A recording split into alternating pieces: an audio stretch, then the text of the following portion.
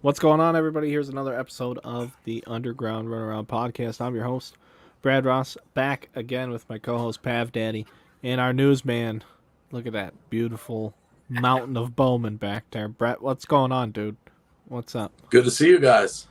Yeah, man. Good to be back.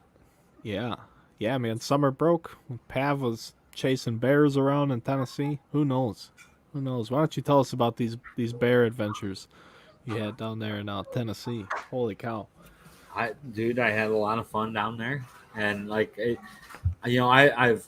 told you, I've told everybody, but like, if you want to know where to find bears in Tennessee, just ask me, and I'll tell you. I'll put you on them. And when we we reserve the cabin down there, and we take Jen's the in laws, and we got a nice big cabin, dude. Probably the nicest cabin we've stayed in down there so far. But we know right where to spot it, and we when we get there, we pulled up and there was a bear, freaking in the neighbor's garbage. So that was you know, it's pretty fucked up. Like, people get pissed, like really fucking pissed about that kind of shit, and everybody's like, don't feed the bears. A fed bear is a dead bear, all that kind of shit. So, like, the neighbor's garbage was all over the fucking place, man, and there was a bear in it as soon as we pulled up. Yeah. But, I would say we probably saw at least like 10 different bears, unique bears, each going up and down the mountain. So it was pretty fun. Were they there like the whole time? Because you were sending us video during the week while you were there. Like, was it all at once, or like were every they day, always there? every day. So like there's like a hot spot times, right? So usually you see them in the morning, and then you see them before sundown. But it was like about 7:30 at night, 7:30, 8 o'clock Eastern time. They would come through, and basically they had a a route they would walk. They would come straight through the backyard of the cabin that we were renting, and they would move straight through the backyard and up the street, and they would just go through and search. They would check your cars. So like the bears down there know how to open your car doors and stuff, so you always got to keep your car doors locked. They would check all the car doors, and they would check all the garbage, and just scrounge around for food and stuff That's crazy. every day. It was a lot of fun, and like you guys saw some of the videos and stuff, man. We were within 5 feet Yeah, real of close. more than one black bear. I mean, like, it was when in the description of the cabin, the owner put that they've had bears sleep in the driveway. So like we already knew that particular mountain in Tennessee is a really good hot spot. So we always know what to expect. But like I told you guys, this time it was a little bit different.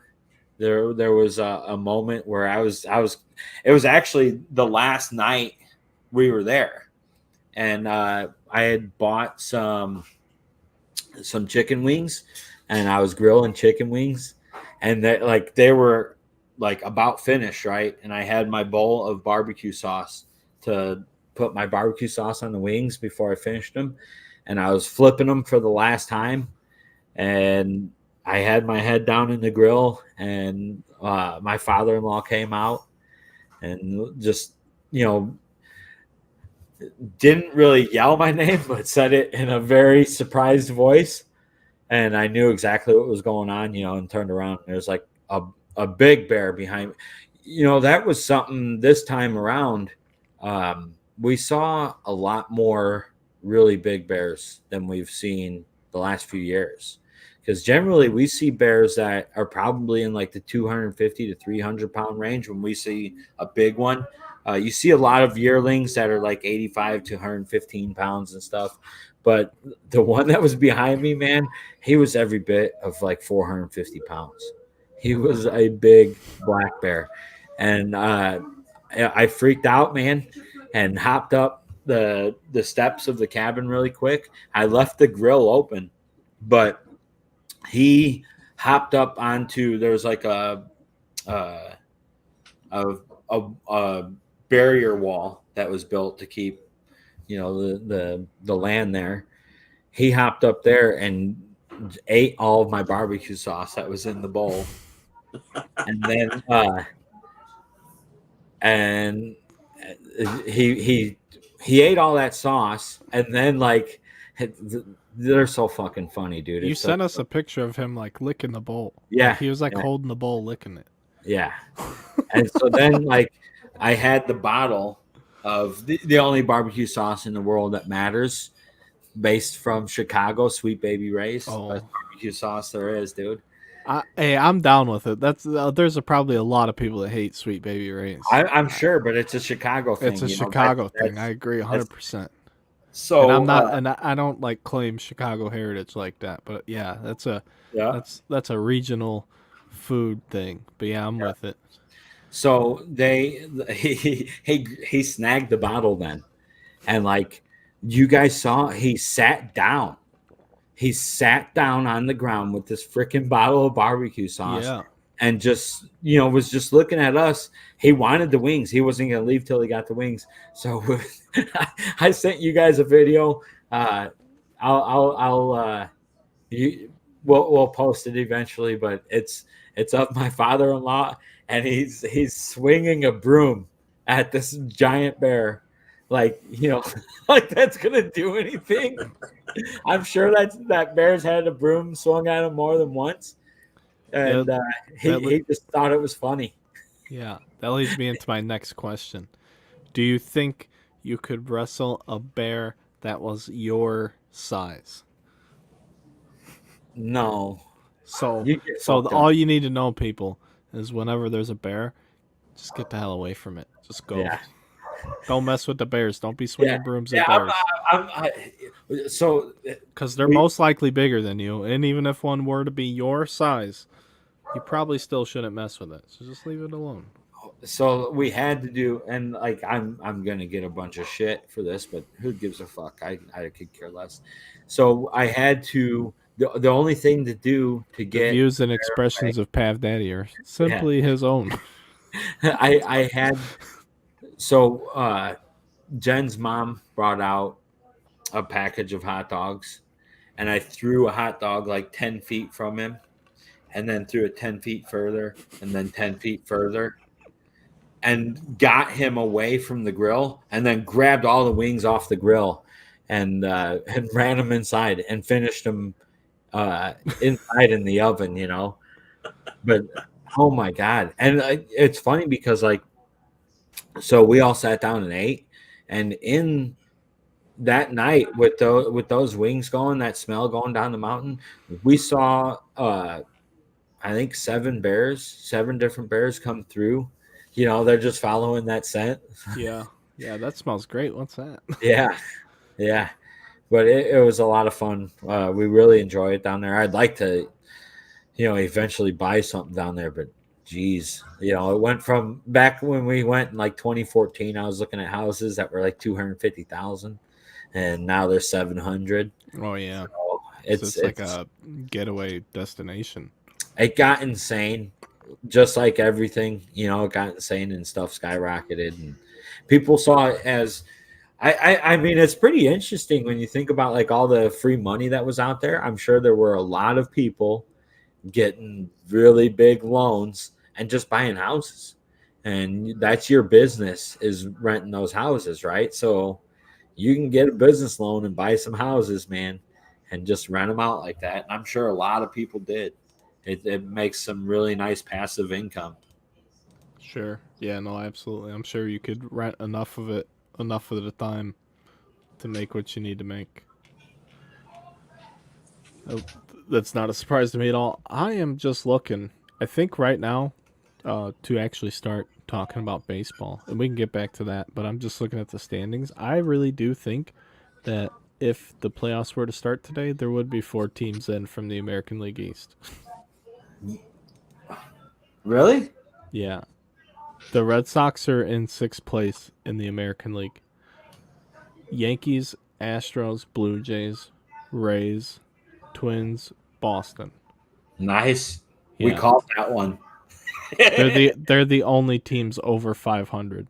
I didn't. Cleveland's next, I'm sorry, Cleveland's over 500, but they're 29 and 27. So Boston is starting to put it together finally. Yeah, they are. They're 8-2 in their last 10, and they're things are starting to click for them. But they Man, did just have Garrett Whitlock go to the injured list. He's been a pretty good, consistent starter inning. I don't. He's in like a weird role, 4 or 5 innings max, pretty much. But he pitches well, and then they just roll it over to the bullpen. What else? What else do we have? It's been a lot. Joe Madden got fired. Joe Matt. I'm telling you, The Angels lost 1 million games in a row. Joe did Madden you got ever fired. think that Joe Madden would get fired before Tony La Russa? No way. That's a whole other can of worms. But no, I didn't envision Joe Madden getting fired. When you think about like the way the season started, before the season, La Russa got in trouble before the season started. I can't believe he still has a job. I can't believe it, dude.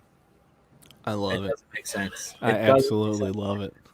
And do you listen to 670 The Score at all? No, because I don't commute much anymore. Dude, they have been absolutely blasting the White Sox. Good.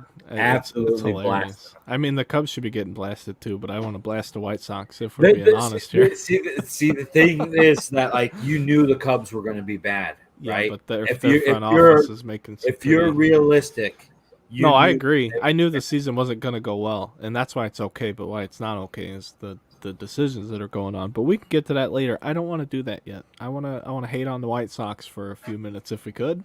Yeah, because so, it's great. So they're a great team on paper, right?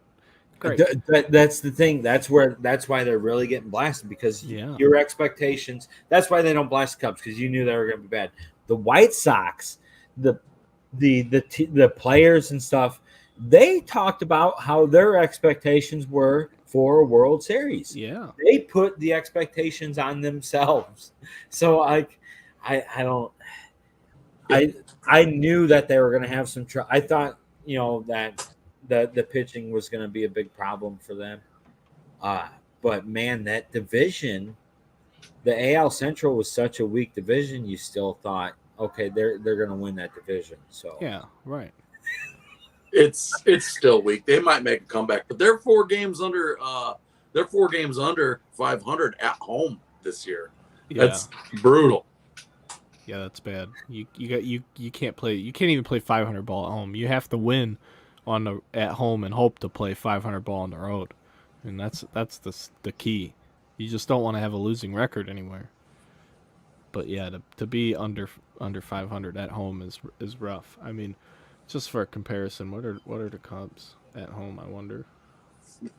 The Cubs are just flat out bad. Yeah, they're so bad it doesn't even matter. But right, yeah, they're terrible at home too. 11 and 21. They're one of the worst home teams in baseball. The Cubs are terrible. They have a better run differential than the White Sox. That's wild. That is wild. They do. And you can't even blame it on that one game that they won like 22-0 or whatever because they've lost multiple. They've lost multiple that way. Yeah, they just lost 18 to the Yankees. Yeah, the Reds destroyed them one time really good. I mean, it's not the first time they've been shellacked. I don't. Speaking of shellacked, Sean Newcomb has been shellacked by the Cubs. Done toast. Got rid of him. So they traded Jesse Chavez. We re-signed Jesse Chavez over the offseason. Then they traded him to the Braves because they were going to designate him. And then they got Newcomb, and it didn't happen. He has an above average maybe fastball. He has a good fastball, but location, and he's gone. His next location is free agency, I would assume. Probably different. He'll probably be in a different country. Who knows? I would assume a team would maybe put a waiver claim in on him just because he's a lefty that throws 96, 97. Can. I think that's just enough for anyone to take a shot, even though they know the result might not, even though they have an idea what the result's going to be.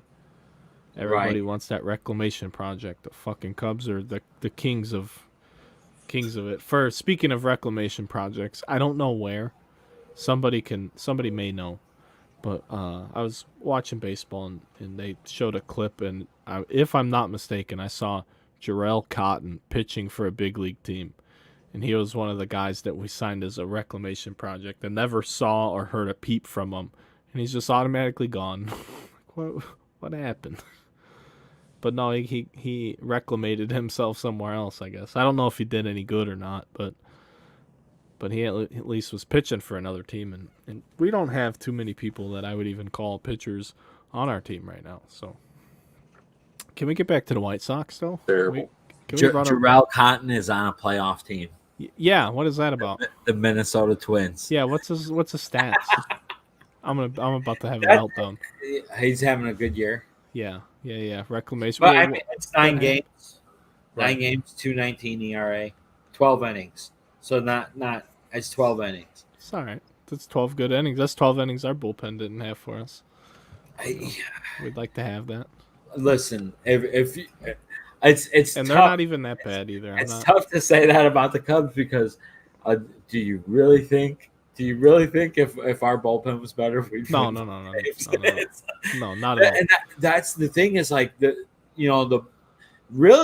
Cubs bullpen has been one of their strong points. It's just that all those guys are getting so fucking abused, man. It's just like, I know you pitched the last 4 days in a row, but you think you can get out there and get us a few more outs, and then they just march them out there, man. Get fucking shellacked. Good luck, dude. They put Frank Schwindel out there. He threw the slowest pitch to be hit for a home run in recorded history. How about that shit? That was embarrassing. Hey, if you're gonna be bad, be historically bad, I guess. I don't know. It's one of those things like I don't know. If I was Frank Schwindel, I would have went up there and really fucking pitched, man. I would have been Frank the Tank. You know what I mean? Juice on it.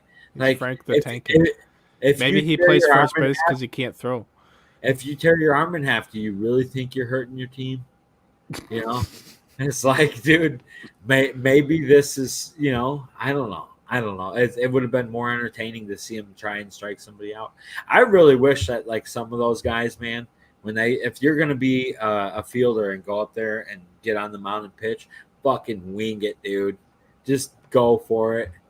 They're not throwing. The only the biggest name we've seen pitch was Anthony Rizzo or something, right? Yeah. So they don't have. You're not seeing superstars. Yeah, coming Mike Trout's not going up there to fucking throw. Right. So just go up there and wing it. Just fucking go for it, man. Come on, at least throw 80. I'm not asking for a lot. Just throw 80. I'd like to see Mookie Betts pitch. I wonder how hard he could throw. Put him on the mound. I'm telling you, in a blowout. He can throw. He's got. What I or Aaron Judge. I wonder what Aaron Judge can do from a mound. He's tall too, so he's more deceptively fast by the time he actually plants himself and throws. He's going further down the mound, and he throws hard. I wonder how hard he throws. Let's get see. You want to see that in a blowout, Aaron? Hey, bud, we're getting killed, but we need you to at least throw it competitively enough to the other team to where it would not be a free lot stats. more entertaining, right? Now, I don't know how they get away with thinking we're getting blown out, so we're gonna put this guy up there and it's entertaining. No, it ain't. Nobody wants to see that fucking shit, dude. Right. Everybody left the game already because it's terrible. What are we doing here? Yeah, I don't know. Terrible. Back to the White Sox though. They got a lot of problems. Yeah. Tony La Russa. What's up with them, huh? Tony La Russa should be fired. Why would you say this?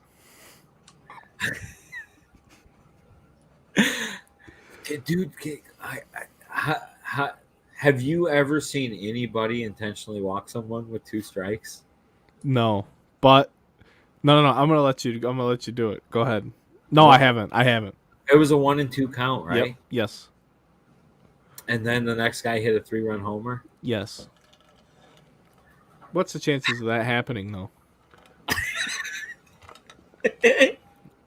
I don't like. It's funny because like how he says, well, this person, whatever, right? But because the guy stole second, so he's like, well, we're gonna. But you got a 1-2 count. What the fuck is that guy's batting average in a 1-2 count? He said it was really bad or really good. That's the thing. Everybody's shitting on this move, and I understand it because on the surface it looks so dumb. And I don't like Tony La Russa. I know. I'll tell you everything. I'm gonna tell you the whole story. So I don't even like Tony La Russa. He's a Cardinals guy. I'm a Cubs guy. Now he's with the White Sox. I extra don't like the guy, but he did exactly what Kevin Cash wins Manager of the Year for all the time. He used analytics to make a decision. And if you watch after the game, when they asked him why he did it, and I still think it's dumb, but all he was doing was using stupid analytics, which I don't think should be used in game. People do whatever they want, but use them like as a tool, reference data, however you want to do it. It's cool. But to me, I'm not trying to use that in a game. I'm trying to use my intuition or whatever, my instincts on how I'm watching the game unfold to make my decisions. I don't want to say, hey, this chart is the fucking law. Like, that's a good thing to like study after the game, to maybe fill out your lineup, whatever. But I want to see how the game's unfolding to make my decisions. I gotta look. But he walked Trey Turner. Yeah. With 2 strikes. Yeah. To get to Max Muncy, who's a left-handed bat. So he said that Trey Turner's 2-strike batting average against lefties was like through the roof, and Max Muncy's was awful. So if oh Jesus. So they have that advanced data though where they know what the numbers are with 2 strikes. Like this guy's, like they have statisticians and all that. Access to data we don't necessarily have right here. But it said that he said Trey Turner's batting average with 2 strikes was just too much with a guy on second base, and he felt more comfortable pitching to the lefty. He had a reason. He used the analytics, which is something that everybody wants to use all of a sudden. He used the data. I'm not saying that it's smart. I think it's dumb. I wouldn't have done it. Yeah, Trey Turner bats 238. This is so like in a 1-2 count, 238. After 1-2 count, 264. But versus lefty, is that like versus lefty? That's a big part of the argument because he wanted the lefty-lefty matchup in Muncy, who is just coming off the injured list. So you think that his timing's maybe not right and all of that too. So it's a smart. I don't know. If you had the option, yeah, it was real smart. It didn't work out. That's the only reason it's an issue. If it works out, nobody says anything. I think even if it works out, people say stuff. I mean, they might. It's with the 2 strikes. I get it. You at least throw 3 pitches in the dirt and see if they Javi Baez it and strike out. You think about all the times Joe Madden pulled bullshit that people would bitch about, and it would work out, and Oh yeah, I loved it. So it's like, but no, I think Travis Wood was a stud left fielder for us. You sometimes you get away from just winning the fucking game. Just win the fucking game. Sure. And like, with some of that shit, it just how many outs were there? There's 1 out. There 2 outs. Yeah. Yeah, I don't know. With 2 outs, I don't think I ever walk a guy with 2 strikes. I don't know. Throw him in the dirt at least. You don't. That's the other thing. I hate the intentional walk rule for the whole pace of play where they don't have to throw the ball. You should have to throw the ball. That's the name of the game. It's baseball. There's no clock. The game doesn't start until you throw the ball. Why on an intentional walk you just say, hey, I'm going to throw 4? No, you still should have to throw the ball. It doesn't make sense. Even like if you, so like 1-2 count, that guy's still second. Then you just call fucking high and outside, right? And say, hey, don't put it anywhere you can hit it. And then you unintentionally, intentionally walk them. Right. But I don't know, man. I don't like the intentional walk there. Like you said, I don't like it either, but I understand. I respect him and his what he said. People. I saw someone post something saying like, "Is he drunk here?" You know, blah blah blah, and that's hilarious too. Listen, I think it's hilarious too. But what he said made sense. Sorry, made sense to me. He was defending his decision with the under the umbrella of analytics. How about Yohan Moncada? What about him? What about him? He was formerly the number 1 overall prospect in baseball with the Red Sox. That's what I can tell you about him. And then Ahmed Rosario followed him. What's up? Do you remember who the White Sox traded for Yohan Moncada? Oh, give me a minute. Damn, I should know this. Wasn't it Chris Sale? It was Chris Sale. It's part of the Chris Sale trade. So like, they traded Chris Sale for them uniforms. Michael Kopech and Victor Diaz. So like, I wonder if people remember why Chris Sale got traded, because he hasn't pitched as much as you would have thought for them. He's started like the injury portion of his career over there, but he said, "Fuck them sleeves." Those are the best things I've ever seen from a player, because I agreed with him. Because isn't that the rule for most clubhouses where the pitcher gets to choose uniforms? I know that's how the Cubs do it. The pitcher chooses what uniforms they wear. Unless it's like maybe a special promotional night, and I guess that's what it was. But he was like, "Hey, I'm not feeling good warming up in these uniforms. Because his sleeve is, and he has that like 3/4 release where he gets out, like, you can't see me because I'm like camouflaged in black, but he gets out around the ball. So I loved it. Cut them shits off, and they pulled him." Then he got traded, like a day or two later. It's and the Red Sox traded Moncada because they said he had like no discipline.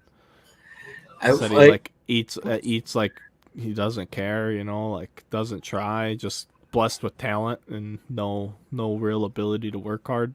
You think about like all the shit that like you had to listen to from White Sox fans the last couple of years about, oh, we got Eloy Jimenez and all that shit, and you guys fucked up with that trade and all. Eloy Jimenez has 1 home run. you fucking traded Chris Sale for Yohan Moncada and all these other guys, and your whole team's falling apart. It's like this shit. To be honest, it hasn't been very good for Chicago baseball in a while. The Cubs had a good run, but with them, dude, you talk about though their 3 stars failed to perform. After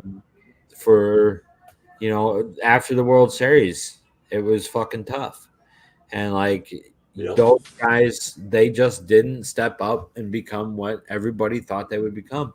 And you look at where they are now. Rizzo's having the best season out of those 3 guys, and he's not having that good of a year. It's just he's cooled off. Bryant doesn't even have a home run yet. Right, and Bryant hasn't played but fucking 10 games. Baez is fucking Javi Baez. He's exactly what we knew he was. He's terrible. Oh my god, he has 3 home runs, I think, this year. Dude, that was so many Cubs fans had the blinders on. Oh, it's ridiculous. Because he has the charisma, dude. Detroit people probably still love him. Make a tag? But have you ever seen him make a tag? Motherfucker, when's the last time a tag won a game for you? Let's go. What are you That's talking it. about? That's my whole Javi Baez argument. The skill he has that's absolutely elite might not even be used once a game. Right. So, yeah, exactly. So you get 4 or 5 at-bats a game. We need you to actually see the pitch before you swing at it, not make it up in your mind if you're swinging or not. You think about Chris right now. And then he signed with Detroit. Why would you go there? At shortstop versus fucking Javi Baez. Right? So, like, really, Rizzo's having the best year. He's getting masked because he's on New York. So like you could be a guy that just hits home runs in that fucking lineup, and it's totally fine with Yeah, the he's rest. playing like Joey Gallo right now. Yeah, dude, it's totally fine with the rest of the team. It's like, yeah, dude, just show up and hit a home run every now and then. He's We'll be 10th in fine. RBIs. Yeah, that's the Yeah. thing. There's going to be somebody on base where that lineup is so stacked right now. And Judge is a fucking monster right now. Dude, Yeah. 24 homers. Yeah. Absolute monster right now. Absolute monster. Not only that, he's hitting 314. That's more impressive than the homers. All right. When we first saw him, did you think he'd have a season where he'd hit? If he can keep it up for the whole year, poor Mike Trout, dude, you're gonna lose another MVP, have a monster year, and lose another MVP. Total side note, in MLB The Show, the video game, they actually made Aaron Judge's live series card better than Mike Trout. Yeah, Mike Trout is no longer the highest rated player in the game. It's crazy. it is crazy because we know skill set wise, Mike Right. Trout is the best player in the game. Speaking of turning it on too, though, Yordan Alvarez, he's up to 315. Like, he's waking Yeah, up. he's hitting. 17 and 42. I mean, he's raking right now, and he's getting it going. Buxton, we talked about that a little bit before the show.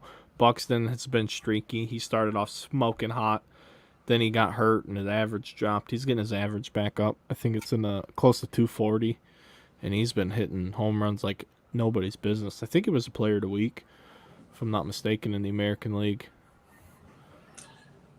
Pete Alonso's been really good too so far this year. He's staying consistent, and he's consistently hitting. I think, was he at like 290? Yeah, he's leading the league in RBI. He's tied with Ramirez with 59 already. He's having a good year. He's hitting 290. So's Jose Ramirez. Jose Ramirez also 290. Yeah, just doing well. Jose Ramirez is a monster, though. His OPS, his slug, Jose Ramirez's slug is better than Alonso's by a lot. Look at Cleveland, where they're at in the standings now. Oh my God, White Sox fans got to be hating this shit. Yeah, they're a half game out of that 6th spot. Yeah. No, I love it. I love it. They're above. It's wild. It makes me smile. I'm glad we're back to the White Sox. Who's pitching? Who's pitching Cleveland for them? Oh, I mean, they have Zach Plesac. Tristan McKenzie is balling right now. That young man figured it out in a hurry. Tristan McKenzie has been pretty well lights out for them. They have a bunch of they're just a pitching factory. Cleveland is where they draft all pitchers, and they know whoever develops their pitching. They have the best pitcher development in professional baseball. That's all they do. It seems like the last 5 to 10 years, that's all they've done is just pump out pitching. Just pumping it. I mean, they ooze pitcher. It's unbelievable. But they have Shane Bieber. I mean, I would say that's their ace right now. Yeah, Shane Bieber. Aaron Savale. I don't know if he's healthy right now, but he's been pitching. Zach Plesac. They got Cal Quantrill, who was actually a Padres guy. Right. And they picked him up, and he's been good. And like I said, Tristan McKenzie. They have some good arms in that bullpen. Emmanuel Clase, who throws super hard, is a righty.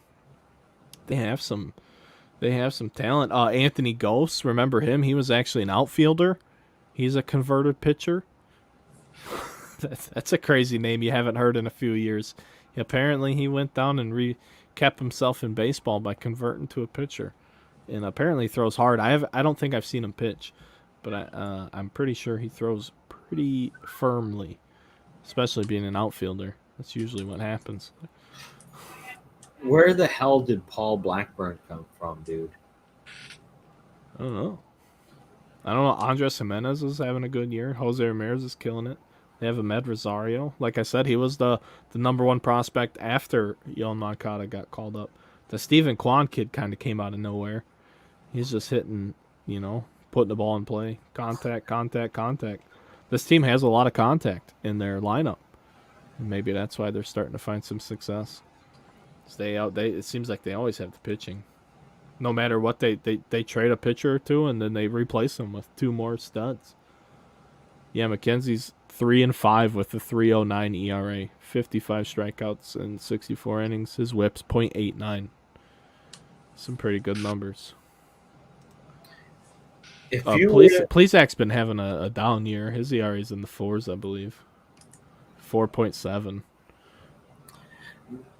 you know, But it's that's a still funny thing. Like when you look at the ERA, it's surprising that there's guys with really low ERAs even in the league. Just the way the league is now. Yeah, Bieber's 3-3 with a 2.91.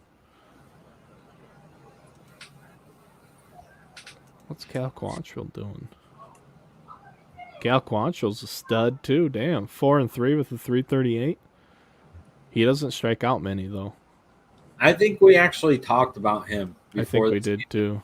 And talked about how we liked his shit.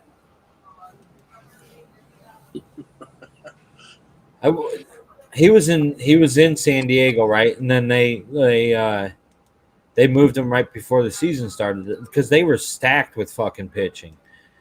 Who else did they move? They had to move.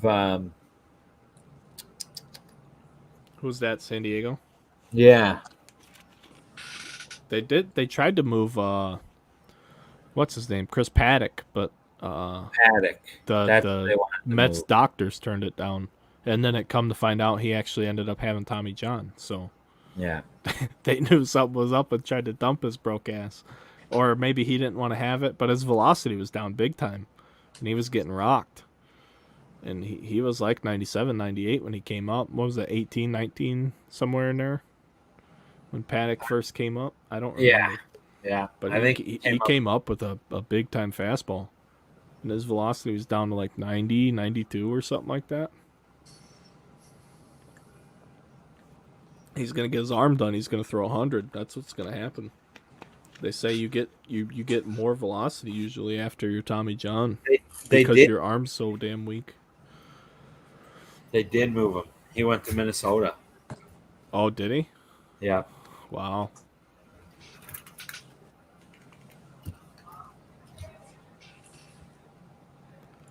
Yeah, that's rough. Yeah, that sucks. There's probably no takebacks, huh? Yeah, sold us like they got a fucking lemon law in the big leagues. They have anything like that. He had good stuff when he first came up. Yeah. Oh yeah. And it really looked like he was going to be a good. Michael Kopech, dude. Yeah, he's been a stud, but he just got hurt. Kopech just went down. I don't know what's wrong with him. But dude. What's wrong with him? He's they're saying that he's going to pitch this weekend. Oh.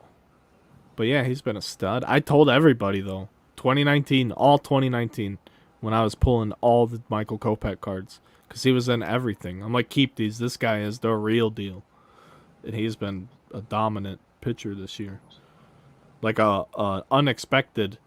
I don't even know if their fans expected him to do that. You know what I mean? Right. He had, you know what? He left because of knee pain. They said that he had his knee drained. Oh. And that he's going to pitch this weekend. Cool. So we'll see, dude. I don't know. Yeah, they usually use big needles when they drain your knee, though. He could really just have had soreness from it. So they actually pull fucking fluid out. It's gross. Sometimes it's just clear, though. Kopech spoke to the media after the game saying that he felt a twinge, pinch, or pop, or whatever you want to call it. That's not good. I felt like I couldn't get on it again. We're going to take it day by day, but it's looking like I can be back out there soon. So, yeah, right. If you actually felt the pop, you're weeks at minimum. Anything that pops is not good. I mean, I've been off my back I haven't been in the gym in 2.5 weeks. I had a little pop in my back, but I actually felt the pop for real. I'm like, oh shit, that's not good. He's gonna be the White Sox version of frickin' Kerry Wood and Mark Pryor. Yeah, maybe. He's just going to be hurt every freaking year. Yeah, and then I think he sat out 2020. Like, he just declined to participate. Right. So you lose opportunity there, too. But, I mean, everybody did. But he had the opportunity to play, But I get it, Everybody, do what's best for you. I'm not making a judgment. I'm just making a statement that probably hurts your development. Dude, how about Canada still not letting these guys come play without vaccination or whatever? Yeah. Yeah, the Yankees had to, swap a few guys or something like that when they go up to Toronto. It's ridiculous. Yeah. I saw Cease was one of those guys for the White Sox when he went up there. So they didn't have him. It's a bunch of BS. It's crazy. You want to go down that rabbit hole? I'm starting to see a lot more of that BS coming up. The COVID talks again all of a sudden. Such a joke. It's really funny too, because did you just see that the whoever the fuck handles the shit, customs or whatever, they made it so you don't have to have a negative test to come to the U.S. anymore. Oh, I don't know who sets those. So you can fly into the U.S. without a negative test anymore. You don't have to wear a mask on a plane anymore either. So now it's pretty funny that they want you to get the booster and everything, and all this shit. It's like, dude, come on, man. It's getting a little funny now. I don't know. It's all fucking crazy. Now monkeypox will have us locked down this winter. Monkeypox.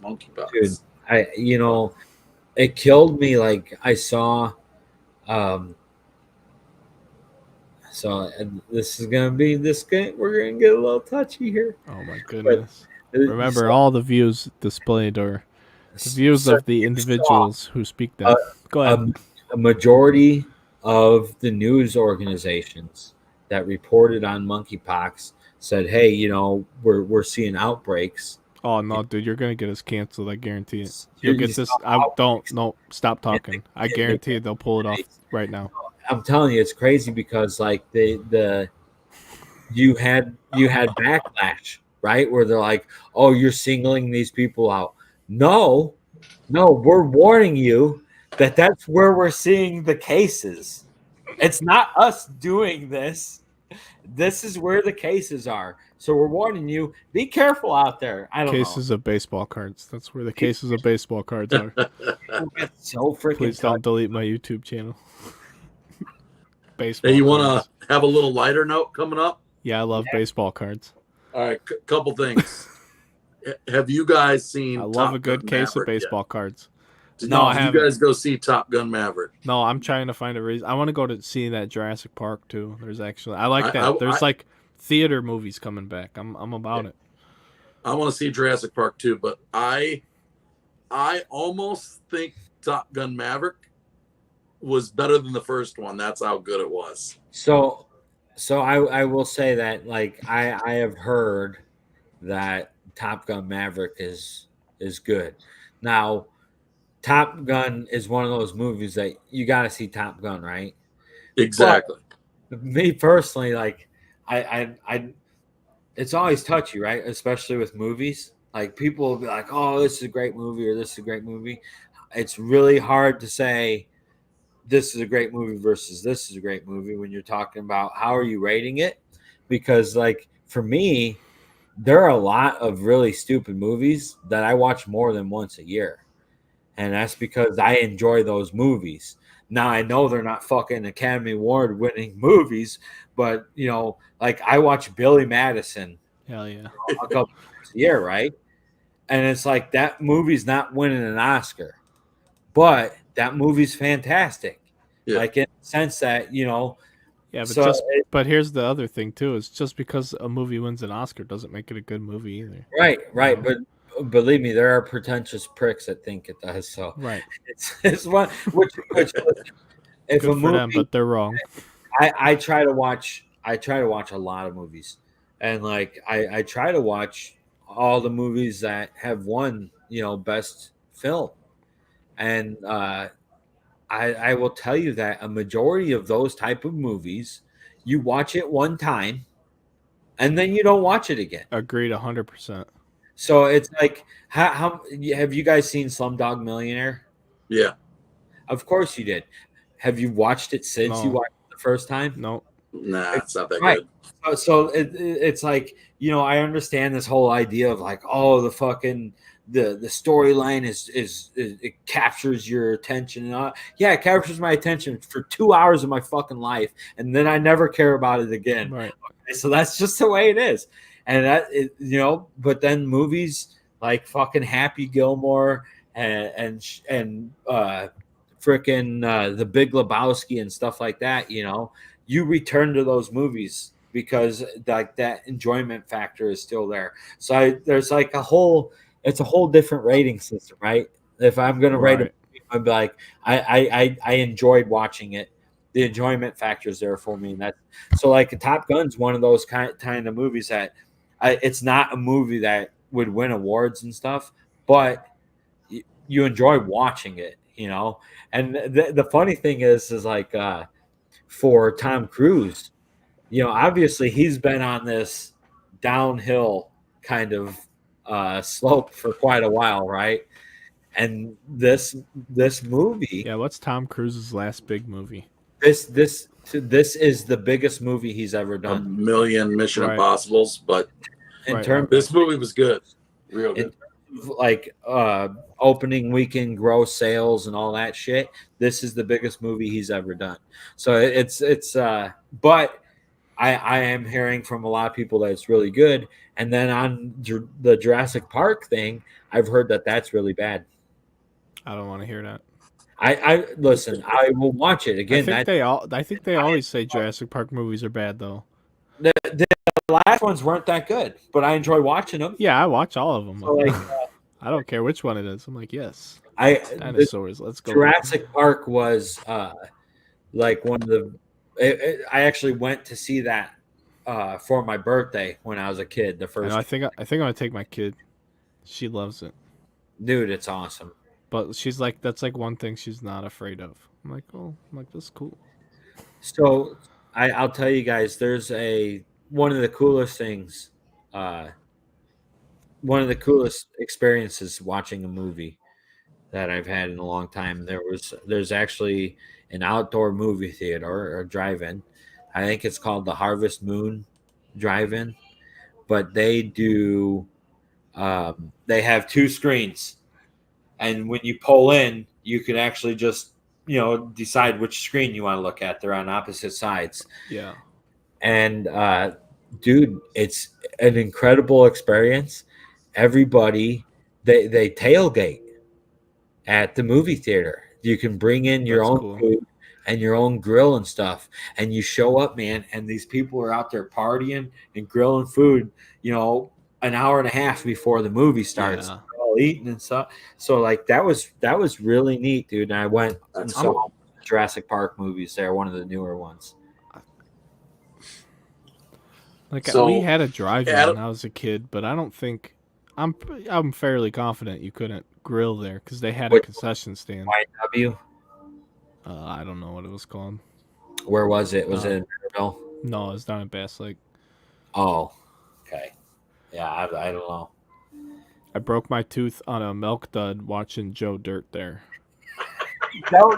See that's how True story. You could watch Joe My Dirt. my back baby molar cracked it in half, and I wasn't there with my parents. I was like staying with my friend. I'm like, hey, just so you know, I'm like, this doesn't hurt. I'm like, but my fucking tooth is in half now, and I don't know what happened. Thanks for the milk duds. They were delicious, but my tooth is gone.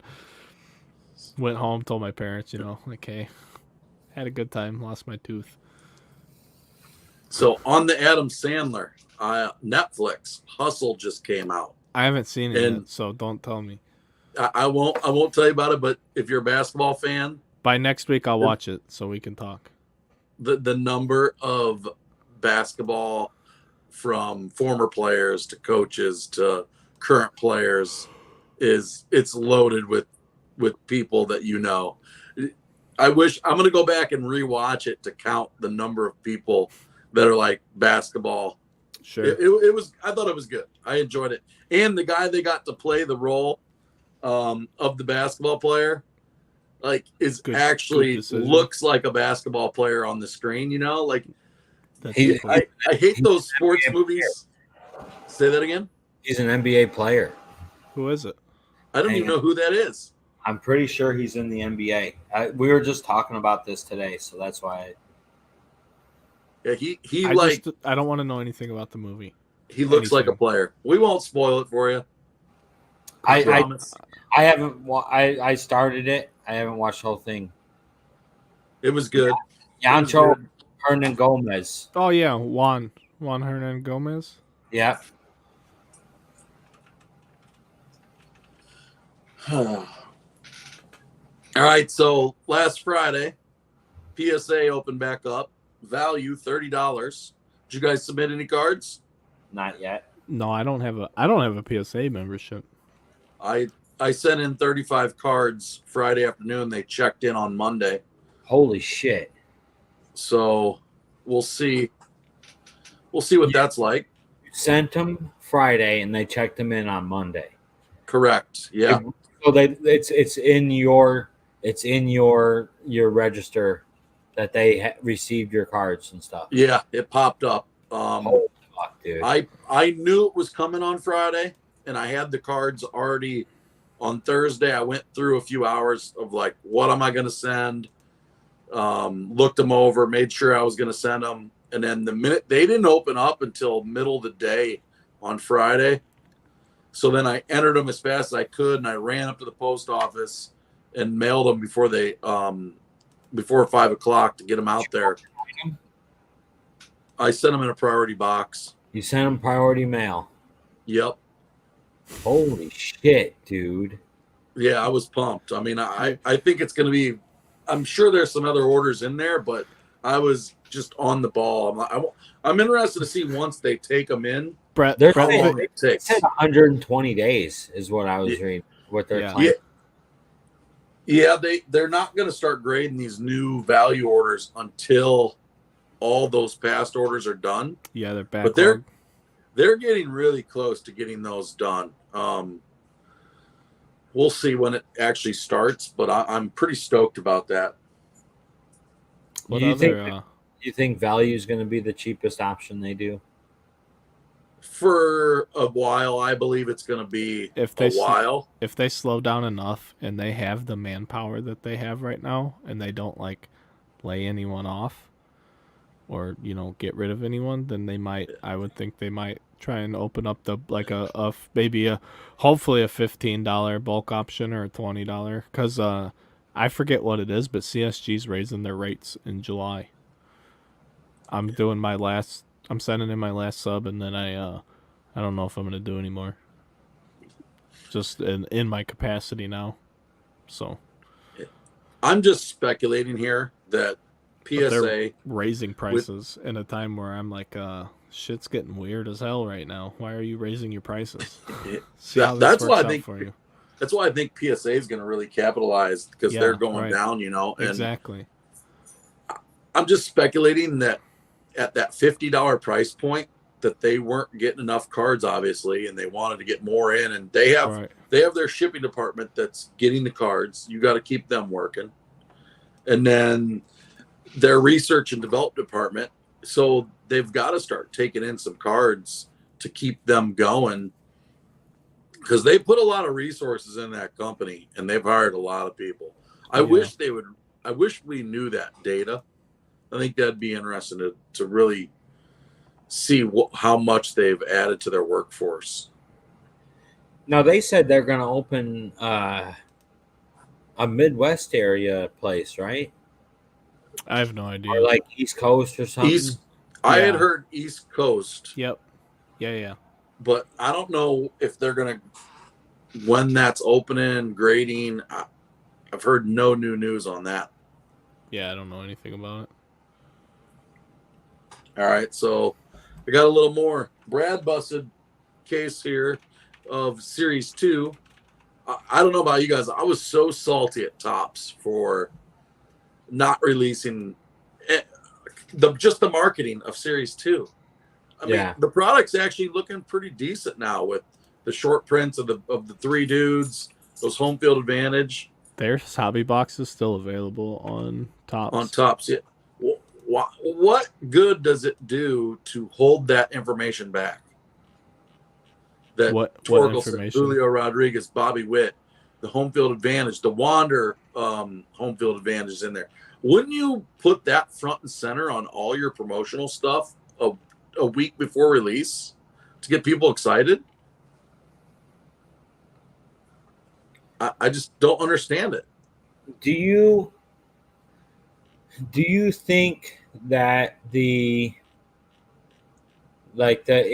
I wonder what kind of upper management they kept around when Fanatics took over?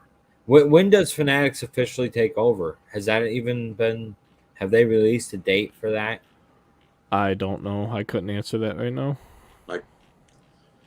So I wonder if you're Topps and you're dealing with Fanatics and none of this is officially closed yet, they could be like manipulating expenses, so they would not spend their typical advertising budget and stuff to keep their profits higher.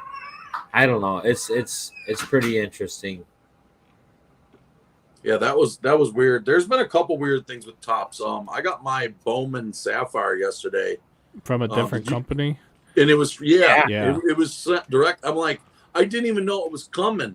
And I did only because I have a FedEx account, but it didn't say it was coming from Topps. I had no idea what the fuck it was.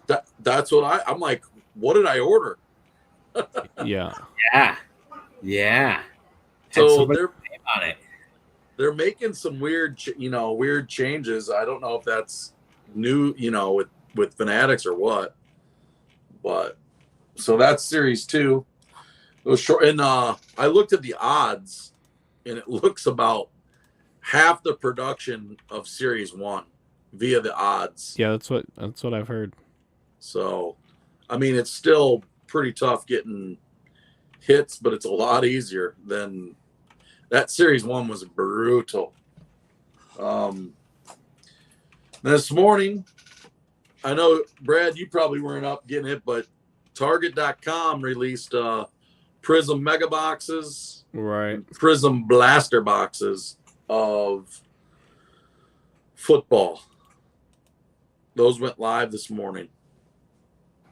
There was like 220,000 blaster boxes. It was live for over an hour. Yeah, I wasn't. I had no idea. Absolutely no idea at all. Sorry, I'm trying to find this new CSG info. You broke a case of Series 2? I did, one case. I didn't even get allocated a whole case. It's the weirdest allocation I've ever gotten in my life. Oh, so how did you break a case? It was like separate? I had to pay extra from the company to buy more at an elevated price. You know the name of the game. Did you pull an SP? I pulled a Witt autograph, but I didn't pull a base SP of any of them, so they are like significantly rare compared to like a no number Vladdy that came out at like 80% of what the print run was. They came out at a great clip, and then they're it could be more rare. It could be as rare, more rare than a bat down. I don't know. The bat down, that was almost one per case, wasn't it? They're pretty rare. Yeah, Gleiber. Yeah. It seemed like you got one of each in a case, if I remember correctly. Right. I ripped a ton of that. You're right. That was back when the no team was $100. You know what I mean? It's great. Yeah, from the few amount of cases that I've seen, there's definitely not one a case. Because I've been watching the pictures of another breaker, and I think in 8 cases he's not pulled a Julio short print. He's pulled a Witt, like 2 of them. And 1 Torkelson, so they're still tough hits. I think they're true short prints. Yeah, I don't think I have Series 2, but I have Topps update, so we could talk hobby for a little bit. Here's something weird we could go over. I keep most of my initial pick your team pricing, like I save that data, so I have my prices for a jumbo case of 2018 Topps Update. Oh yeah, baby. I did a free case break of that. Yeah, $600 cases at the time, probably. Yeah, I don't remember, but I think they were about $100 a piece, and So hobbies were 70. I don't have a date on this or anything like that, but I just have like the teams and the prices. The most expensive team was $85 in 2018 Topps Update Jumbo. The most expensive team. $85 for the Yankees, $80 for the Angels, $80 for the Braves. The Nationals were $70. So that's where I valued Juan Soto at the time. That's amazing. Yeah. Yeah, I know specifically like jumbos were $100 and hobbies were $70 during that 2008 fall of 2018. Recall. I just knew you could always get more. That's so crazy. For update? Yeah, 2018 update.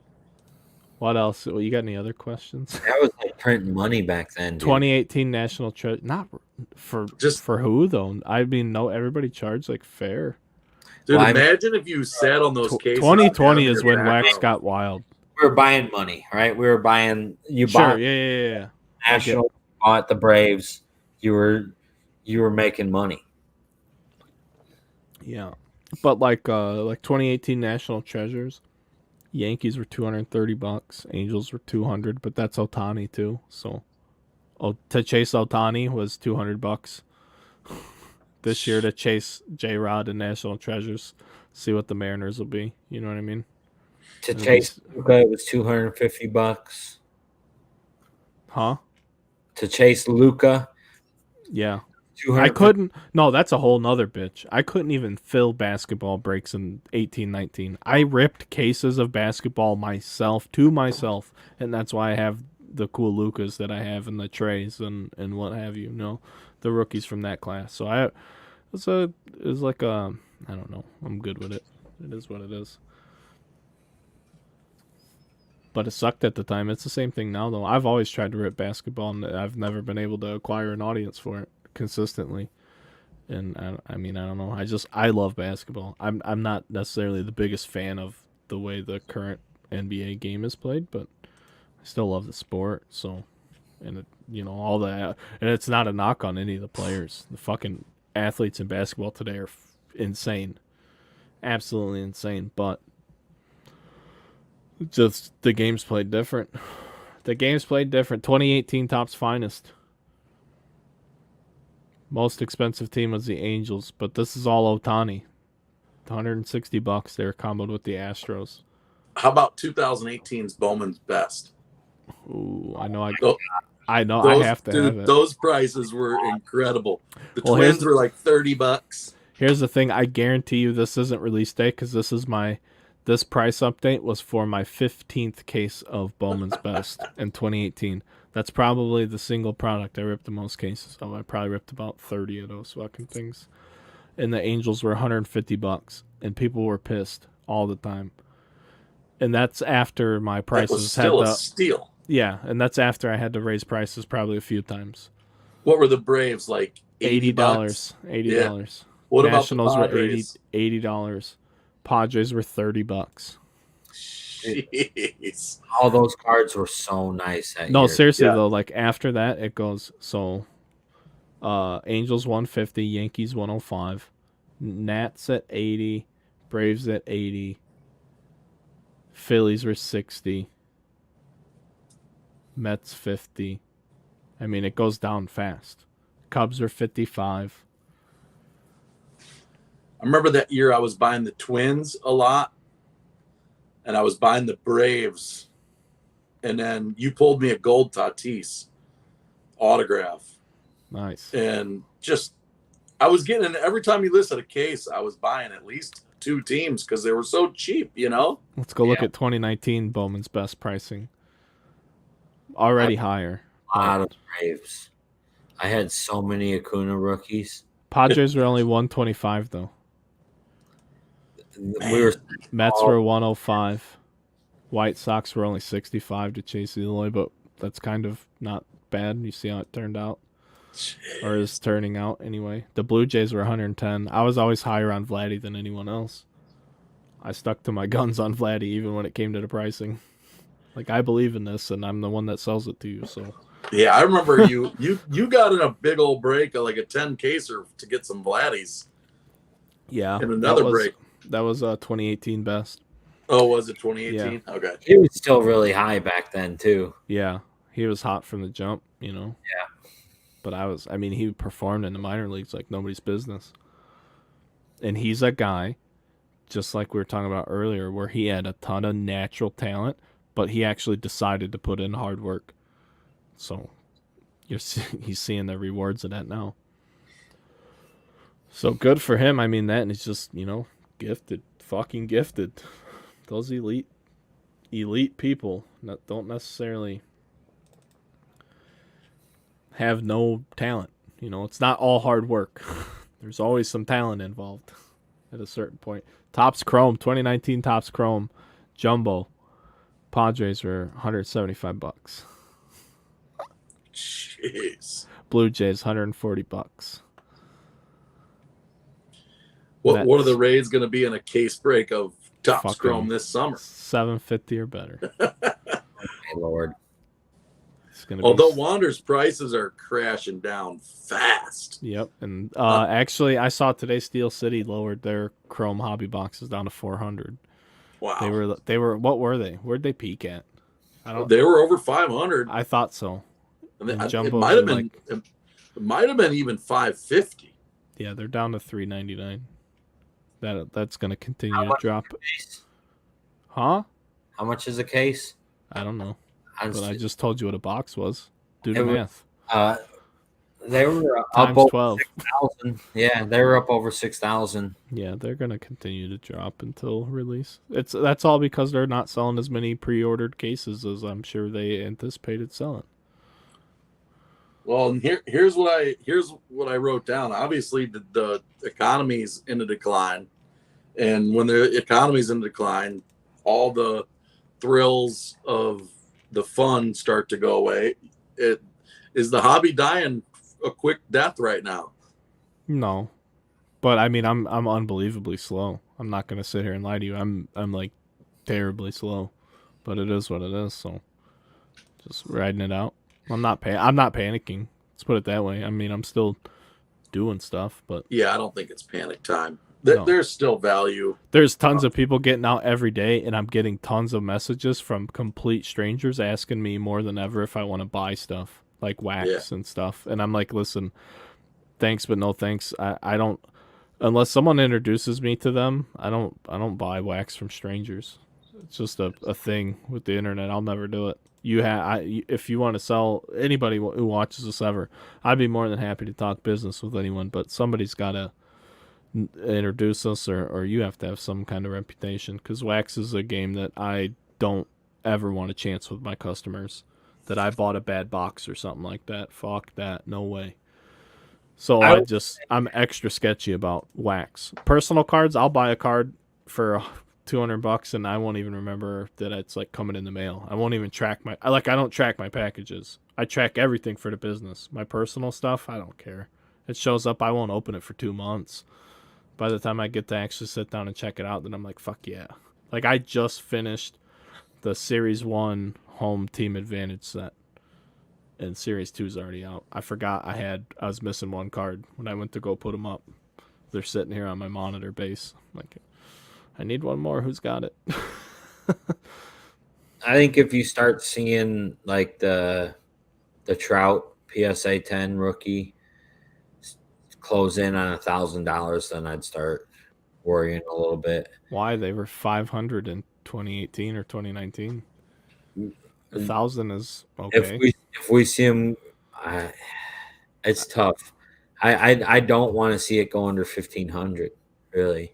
I mean, I don't want to either, but it is what it is. The problem is that, like, it's a bad thing for those cards to be going down that much, and for wax prices to stay as high as they are. Well, sure, no, 100% agree. But if all that shit falls, more people will continue to get out. When more people continue to get out, hopefully that lessens some of the demand, and who knows what they're producing it. what type of clip they're producing things at right now. But yeah, I want it all to go back to where it was more fun. It was more fun when there was less pressure on the consumer to have to get a gigantic hit. And now there's times and places and products for that, but not every product needs to be that way. Panini, every fucking product is boom or fucking bust. Yeah. Panini's wax is the most overpriced bullshit, and it doesn't equate for the singles market. Football, you have like 2 quarterbacks that sell, and basketball is whoever had a good game last night for the next 2 hours, and then they're on to the next thing. Even like the top guys have consistently declined for a while now in terms of like current players. I think this morning's Target drop is an example of that, where hobby prices, hobby box prices of Prism football at $1,300 to $1,500 a box is ridiculous. Mm-hmm. And people were waiting for retail, and Target had a ton on there, and it sold out, fast. And it wasn't all bots either, because I watch a YouTube channel, and there was lots of manual users able to check out this morning. I was able to check out Mega boxes and blaster boxes. People want those products, but it's at the right price. I mean, it's just stupid to pay $1,300 for a hobby box of Prism football right now, unless you're the kid that pulls the 101 Mac Jones and goes nuts and sells it for $100,000 cash. But that ain't happening. It's crazy. I mean, flawless football is nuts. Panini's selling it for like $10,000 a briefcase tomorrow, I think. That's insane. Are you kidding me? What are you gonna hit out of there? That's $10,000. What are we doing? At not only is it $10,000, it's $10,000 at where the fuck are we in the world right now? Yeah. So rich people don't have to consider those types of things though. So I mean, I get it. I mean, I'm not mad about it. I know what it is. It's gonna sell out. So as long as it sells out, nobody cares. So we got to a bad place because, like, when you think about like 2018 and stuff like that, we were buying rookies at a number that wasn't crazy yet. Where all of a sudden now you got these guys so inflated before they even play a game, and it makes that product so high and expensive to get into. There's no way that those guys can produce to keep those numbers up that high.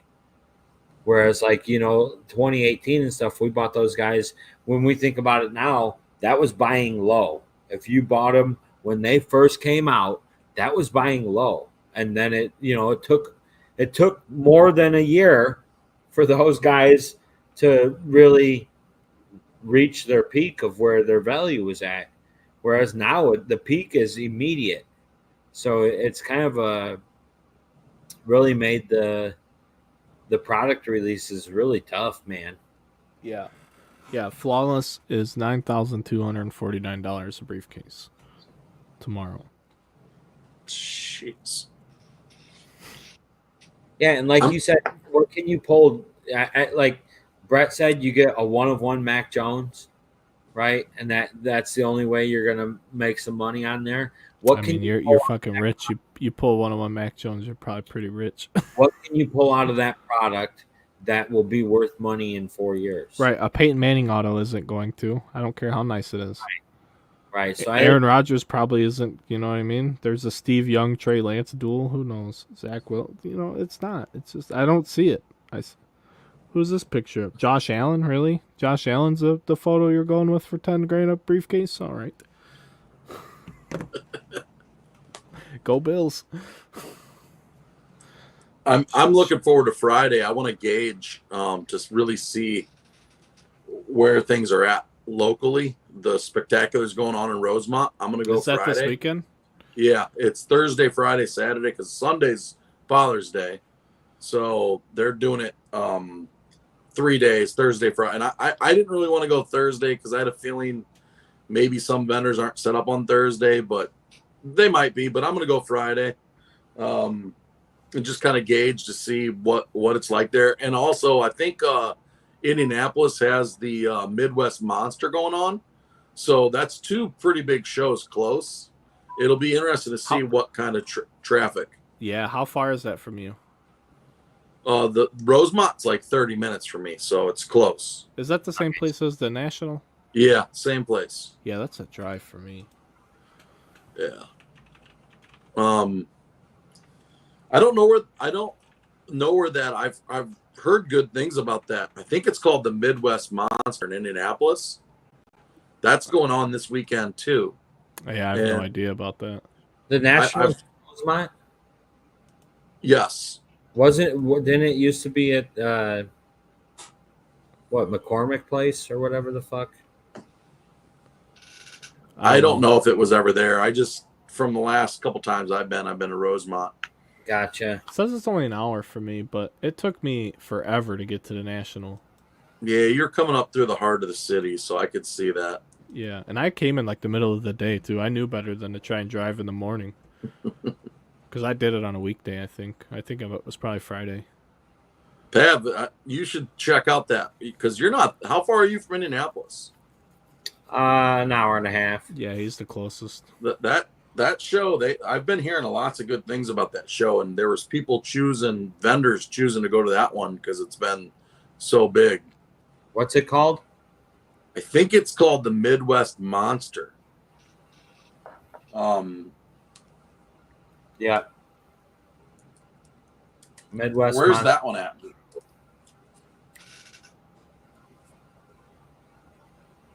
The Midwest Monster. Best Choice Field House in Fishers. It's in a field house, huh? It's in a field house. I have 50,000 square foot space. Sounds pretty awesome. 350 plus tables sold out. Wow. Dang. The guy that runs it said he could have sold at least 500. Yeah, I've heard some good stuff from a couple people. I just don't want to drive from up here down there. That's a day of driving. I figure I can go 30 minutes to the Spectacular and see, and if it's a bus, whatever, you know. It's taking place Friday. Maybe I could sneak down there Friday. Get her done, baby. Yeah, really, dude. maybe I can. What else do you have going on? I think I'm going to the water park tomorrow because work's so slow. Deep River? Yeah. My father-in-law bought the family like season pass for Christmas because my wife wanted it. Yeah. I got into a whole argument about Deep River Water Park versus Indiana Beach. Well, this is free and it's close. Yeah. Yeah. and there's a lazy river. Yeah. Other than that, I don't have any too much of an interest in any of that stuff. To be perfectly honest, I don't care. Trouble for me at all to go up there and go to that fucking place. I'd rather go like take batting practice on a baseball field than go to like a water park. You know, that's like kid fun. I'm not whatever. I like taking the kids to Indiana Beach because it's like an amusement park and a water park. They have roller coasters too and all that, right? And they got the boardwalk, right? Yeah. And they got fucking good tacos and all that shit. They got the good tacos. You got them good tacos. Dude, you ever had those tacos? They were on fucking Food Network for like... You know, I think I've seen that. Yeah. So, like, which was funny because when they changed ownership a few years back, they kicked them out of there. And then a guy from Chicago bought the place a couple of years ago, and he brought them back. Yeah, I read that article. He's like, hey, no, we want the taco people back. Yeah. Hey, speaking of tacos, I'm going to cut you off a little bit. I cooked a brisket over the weekend, and it was brought to our attention that we were at one point going to eat hot dogs and what have you on the show. Yeah. So to elaborate on that for anybody listening, Pav and I we were in the early stages of trying to get the show going. We didn't even know Brett was going to be a part of the show yet. So shout out to Brett for being a part of the show. I was asking my wife, I said, what should we name the show? And she was not thrilled with the idea of me spending more time away from the family doing something. So she's like, balls and wieners. I'm like, oh, that's pretty good. So I told Pav, he's like, yeah, we'll eat hot dogs and shit or whatever. I'm like, yeah, let's do it. So I was doing my research, and somebody on Apple had already used it, and I don't know the rules. I don't know if they were fully legit or whatnot. So we didn't go with that, but that was the thing. So sorry, I'm yawning. So I made the brisket over the weekend, and somebody asked. So long story short, you guys got to get on Twitter here at the bottom at UG Runaround Pod and let us know if you want us to do little food segments, because we all like to eat. And I think people like to talk about it too, because everybody loves to talk about like smoked meats. It's like a middle-aged man thing, I think, and we're all middle-aged men. So if you want to talk about middle-aged smoked sausage, friends, this could be a place for you. So we were gonna eat or I was gonna eat some brisket. Pav said something about brisket. I'm like, fuck yeah, dude, let's eat the brisket. But I didn't bring any down here. I had brisket and homemade macaroni and cheese for lunch today. It was incredible. I literally was walking back down here because I was working on some things, and I'm literally looking at I have like what do you call those, like platter, like paper plates, but they're like platters. They're like more sturdy. I don't know. We bought them for a party, and I have like this platter full of this brisket and this mac and cheese. I'm like, this is like a $20 fucking plate at a restaurant. I'm like, this is incredible. I'm like, this is badass. I'm like, this is what I get to eat for lunch. I'm like, man. Shit's slow and things suck. I'm like, this is a good fucking day. I'm like, let's go, dude. Like, that made my whole day, having a spectacular plate of delicious food to eat. So sometimes that's all you need. A little pick me up. Yeah. But yeah, guys, if you want us to eat some food on the show, you gotta get it. You gotta talk to us on Twitter, because people have been asking, because we haven't done a show, and I didn't think that many people would ask, because they're like, hey, what are you doing the next show? Every break I'd start, somebody would hop in the chat. When's the next show? I don't know, man. We got a lot of moving parts right now. Trying to get it dialed back in. We didn't know you guys cared that much.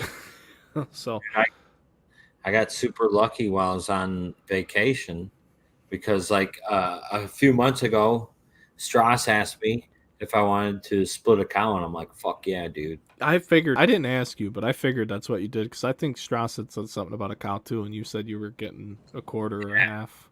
I have a half right now here, but half of my little brother's taken, so I'll have a quarter cow. Gotcha, dude. Like, what's a quarter cow cost?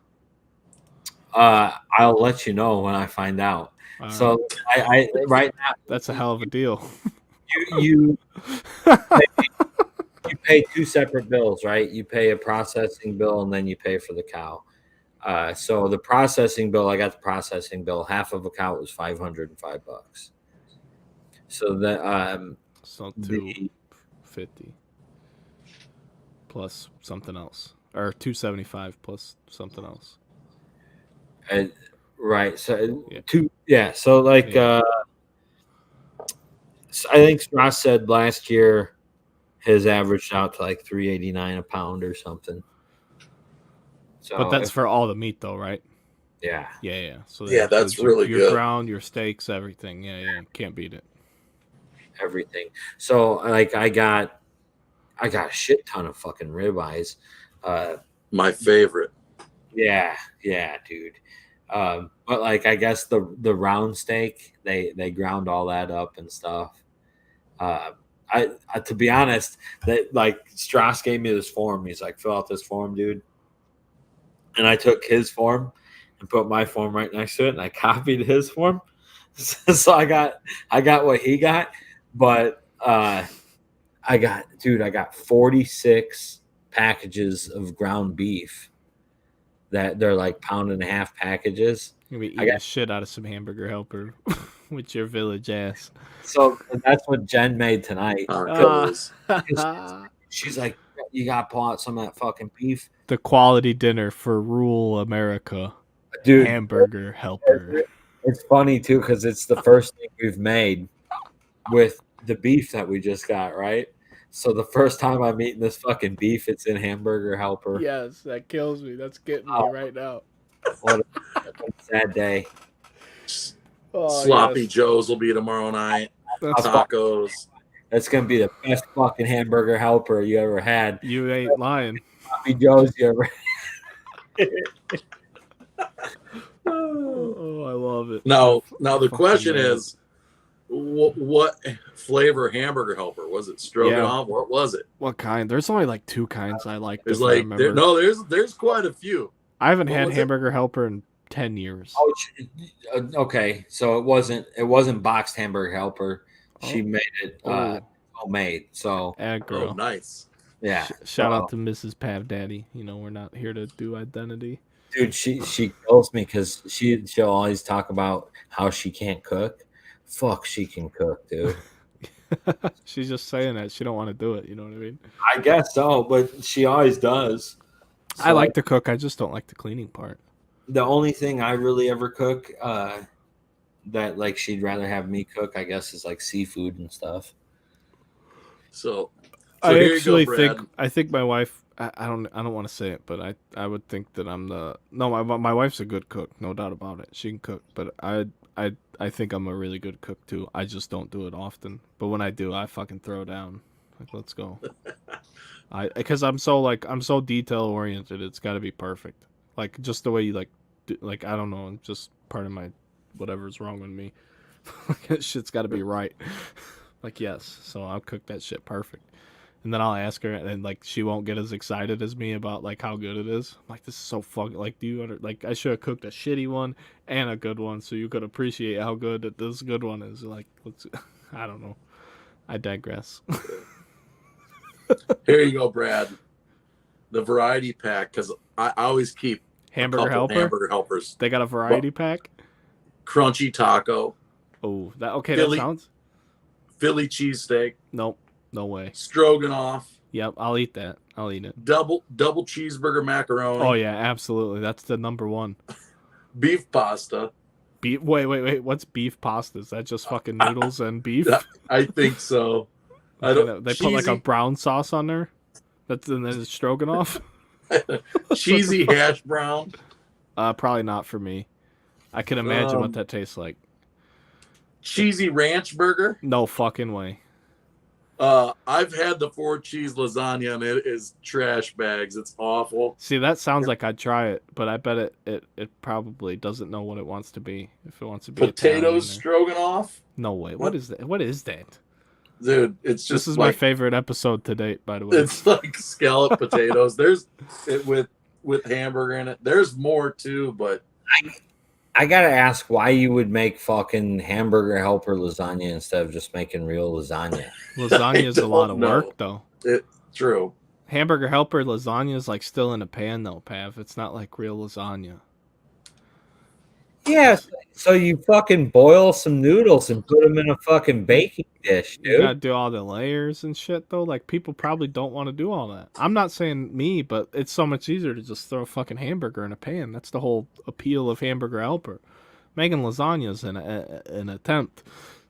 You gotta do a little. That's like stuffed peppers. Like, you gotta do a little more than just the bare minimum. You know, if you do hamburger helper is the bare minimum of dinners. Like, the bare minimum of what you could call like cooking. Dude, anything else is just like heating something up. You actually have to cook the hamburger, so it's actually cooking. That's the bare minimum. That's the bar. Meatloaf?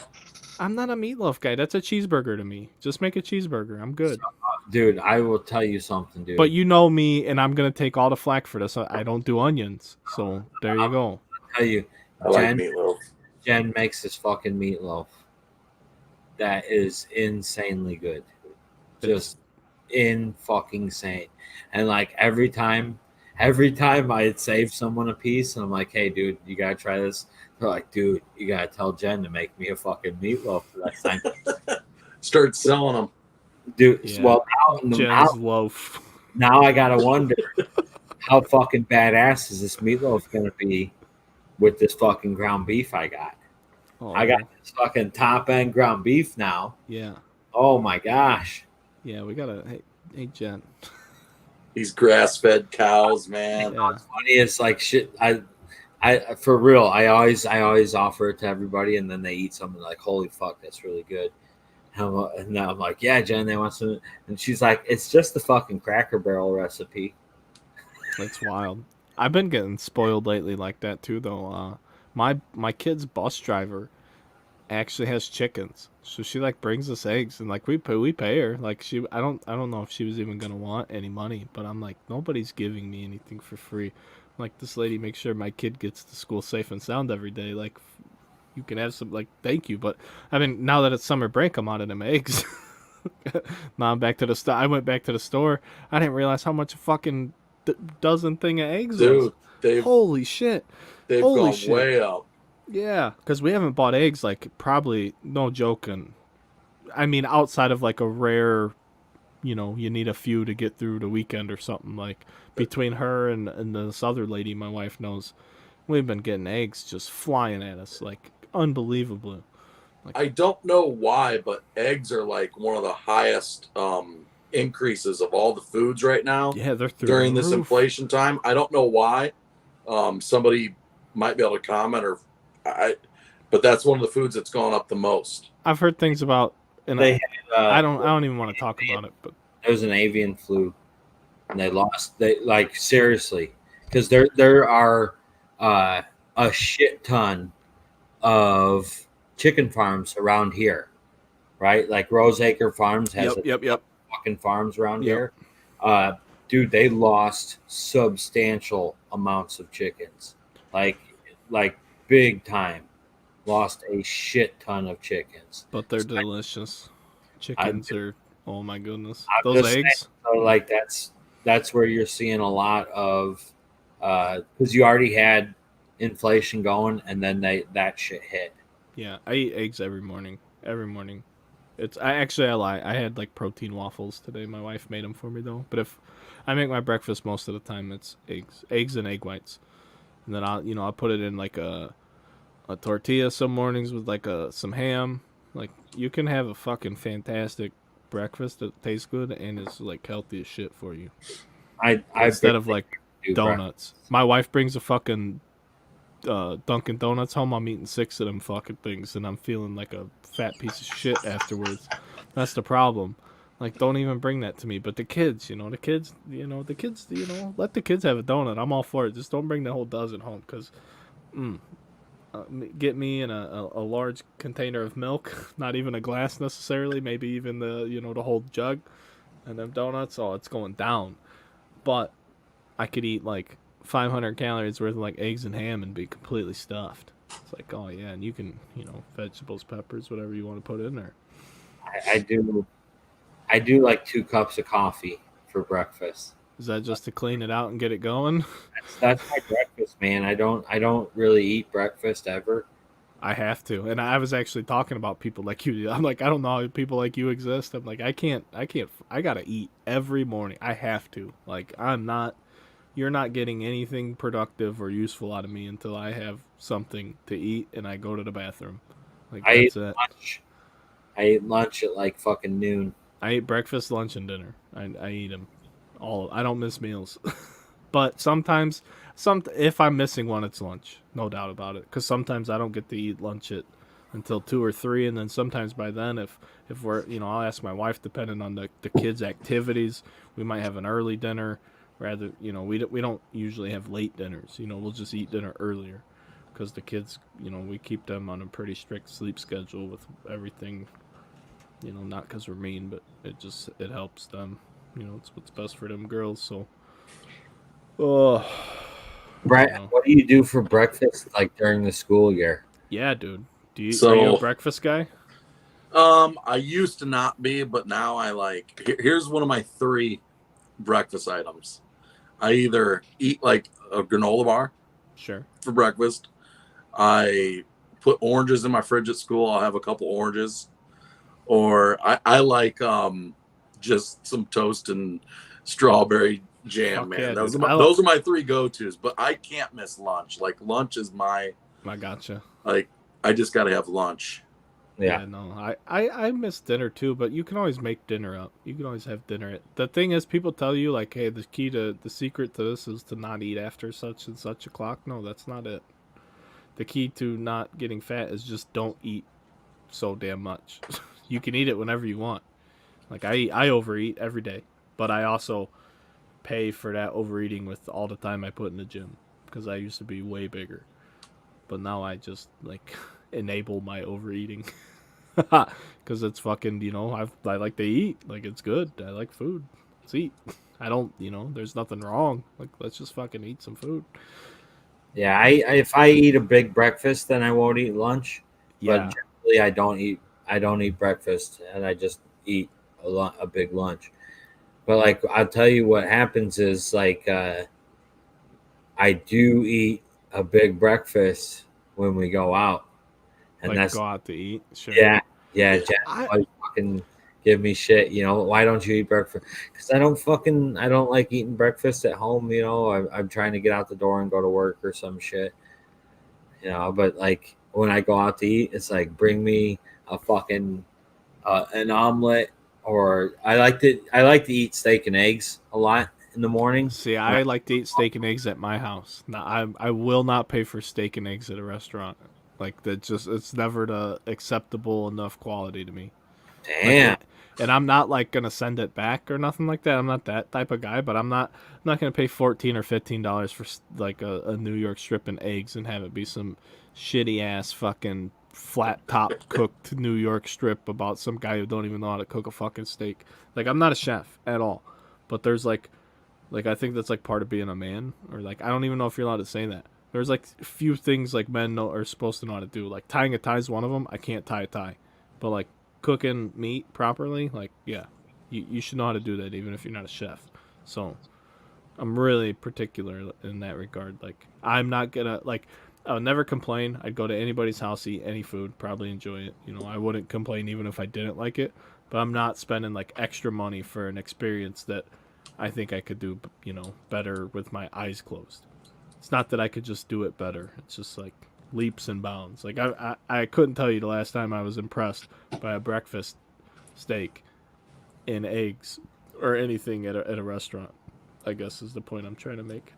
Although I did have a steak and eggs at a restaurant called Stacks in Valparaiso. You ever been there, Pav? Stacks is the bomb. I don't think I've been there, but I've heard it's pretty good. It's super crowded. I really don't like going there. Like it's in like a little like old part of downtown Valpo in a building with other like offices and stuff. And it's like a library. There's like a bunch of bookshelves and stuff. But they rotate their menu around. They do like breakfast for dinner, and it's like filet mignon and eggs with like some sort of sauce. I don't know. I'm like, holy shit, this is incredible. But that's a nice restaurant.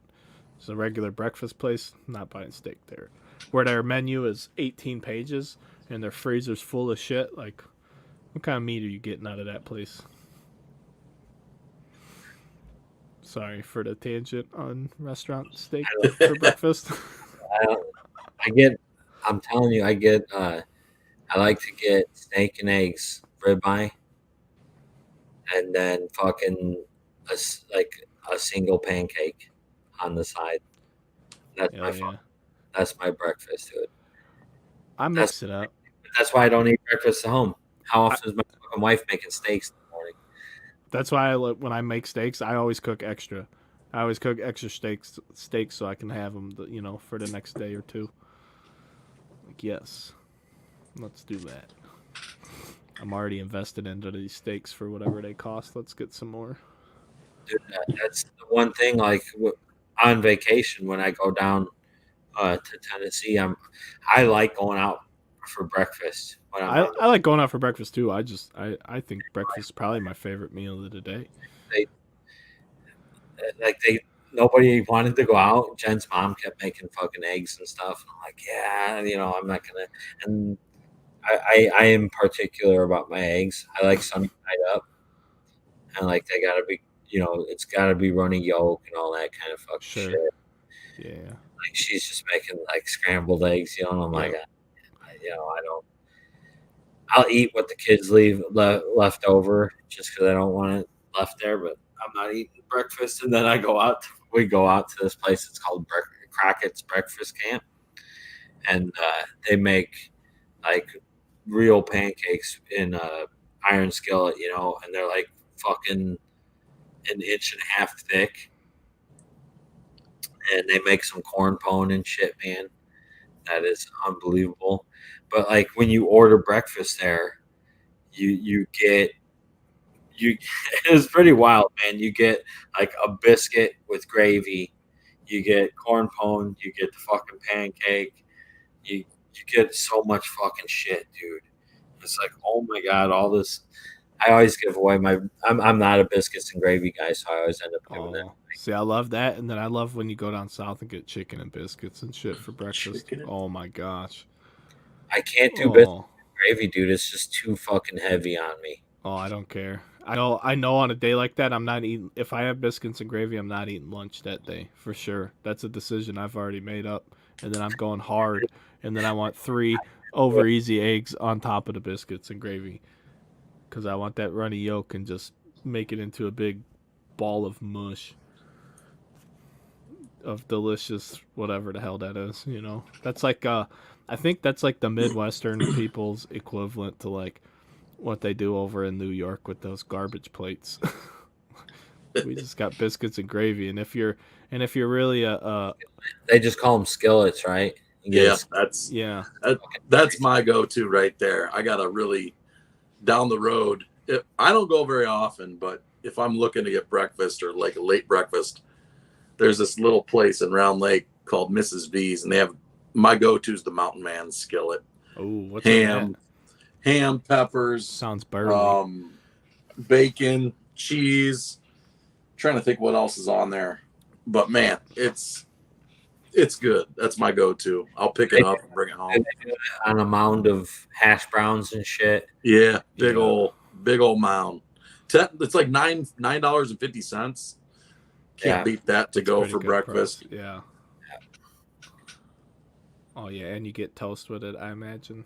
Yep. Yeah, I love breakfast. I could do a whole podcast on breakfast. I didn't eat before this, so I'm hungry, man. We had some brisket tacos. My wife took some of that. We have so much brisket, dude. Oh my gosh, we got a whole like what is that? The rectangular baking pan. What is that? The longer one. Yeah. The 8x10, or I don't know what size it is. We got a whole pan full of that fucking brisket. Like like a cake pan, whenever you bake a cake in. Let me ask you this. Yeah. What do you put on your taco? Oh, dude, I'm not doing this with you. No way are we having this conversation. I'm not even going down this road with you. Everything but. No, it's because I had this argument. I was fucking with my dad the other day because he's like, yeah, I'm gonna make some taco salad, and he's talking about lettuce and tomatoes, and that's it. Ground beef, right? And it's like a packet of fucking taco seasoning, McCormick or some shit. Right. I'm like, dude, that's not fucking tacos, man. Yeah, it is. It says it right there in the packet. Like, that shit's gotta be some El Pastor meat. And it's fucking onions, cilantro. That's kind of embarrassing that your dad's from the. I mean, he's been in the station long. He should know better. I'm sorry. Shame on you. His name's Mark, right? Yeah, he don't. Mark, shame on you. Where you at, man? You don't do it, dude. He's like, oh man, it's so fucking. I'm like, dude. Right there in the corner of Central and Union, man. They got all the shops. Yeah. Get your dog meat, your cat meat. Oh, I mean, whoa, Pav, whoa. They got the best tamales on earth right there, at the little shop across the street from the actual grocery store. See, this is probably before La Chiquita, I think it's called. There was a place called Burrito King in Lake Station. Where's that at? It don't exist anymore. I got shut down for either dog meat or cat meat or something. That's wild. And that's crazy because like Lake Station is really that type of community. Like it's a low income, small area, but for being the area that it is, they have some fantastic restaurants. Like there's a few like good food options, but they did just lose Johnson's, right? I think they finally closed out for good. Johnson's shrimp, some of the best fried shrimp going. Oh, dude, they had good fish there, man. Yeah, perch and all of that. Yeah, so that was Jen's parents, like I've talked to you about before. You know, they do different things, but on Christmas Day they always do lake perch, and like they got it from one place forever and ever, and they were, I think maybe they got it from T-Bowles, and Okay. something they didn't like what something was changing or something. So I was like, why don't you go to Johnson's? And they got it from Johnson's that year, and they're like, oh man, this is really good. I'm like, yeah, that's pretty freaking good. But dude, I'll tell you what, there's a place in Kentland down here. Yeah, I know where that's at. That's right on 41. Yeah, and he started doing lake perch baskets for it's $8.50. What's that take you, about 10 minutes to get there? From here, it's straight up the road from you, ain't it? 6 minutes to Kentland. Yeah. Yeah, it's literally straight. That's like the closest spot for you to get something, I'd imagine, right? Yeah. Without, how far is Fowler? 6 miles. So it's 6 miles either way. Yeah. Yeah, because they have like a Subway and a McDonald's right there, ain't it? That's about it. Yeah, who the fuck eats at Subway? That's gross. I haven't eaten there in a long time. Not since I found out that what they got in trouble for, like having fake tuna. Yeah. Like legitimately got in trouble, and they like had not even tuna. They had to yeah. They like proved. They swear it's fucking tuna. They swear to God that it's tuna. They proved it that it wasn't. Like scientifically. Well, now they have like a new slogan for their tuna. But they like someone they swore up and down. So like I don't know. It's really interesting. They could have gotten lied to. Who knows? But if the shit said it ain't tuna, what am I eating? What's up with your mic too? You're having a terrible mic night. Me? Yeah. Oh, I don't know, dude. I don't know either. But it's good for the most part. Hello? Yeah, that's it. On this week's version of ASMR Pod. Dude, have you... Oh, yeah. Brett, have you ever seen Forgetting Sarah Marshall? Yes. Oh, what a movie. I know. You know? Okay, Brett. Go find that movie and watch it tonight. Where he's like... Hilarious. He's this guy on cam, and the guy's wife like keeps going like this. Like that's like the camera's like, on the center of the laptop screen, you know? Like dead on. He's like, you need to get closer. No, farther away. And she keeps doing that. And it's like, oh, I know what you're doing now. But yeah, it's fucking hilarious. Can you now? Yeah, you gotta find that, Brett. I know you're still a cable man. I wonder if it's on Netflix. I have Netflix too. I think it is on Netflix. So I'll tell you, like, when you were talking about it is. It says it is until June 30th. When you were talking go watch it tonight. Get out of here. Leave. Yeah. I'll go in a little bit. It's a great movie. When you were talking about Top Gun Maverick, there's a girl that works for my company, like part-time.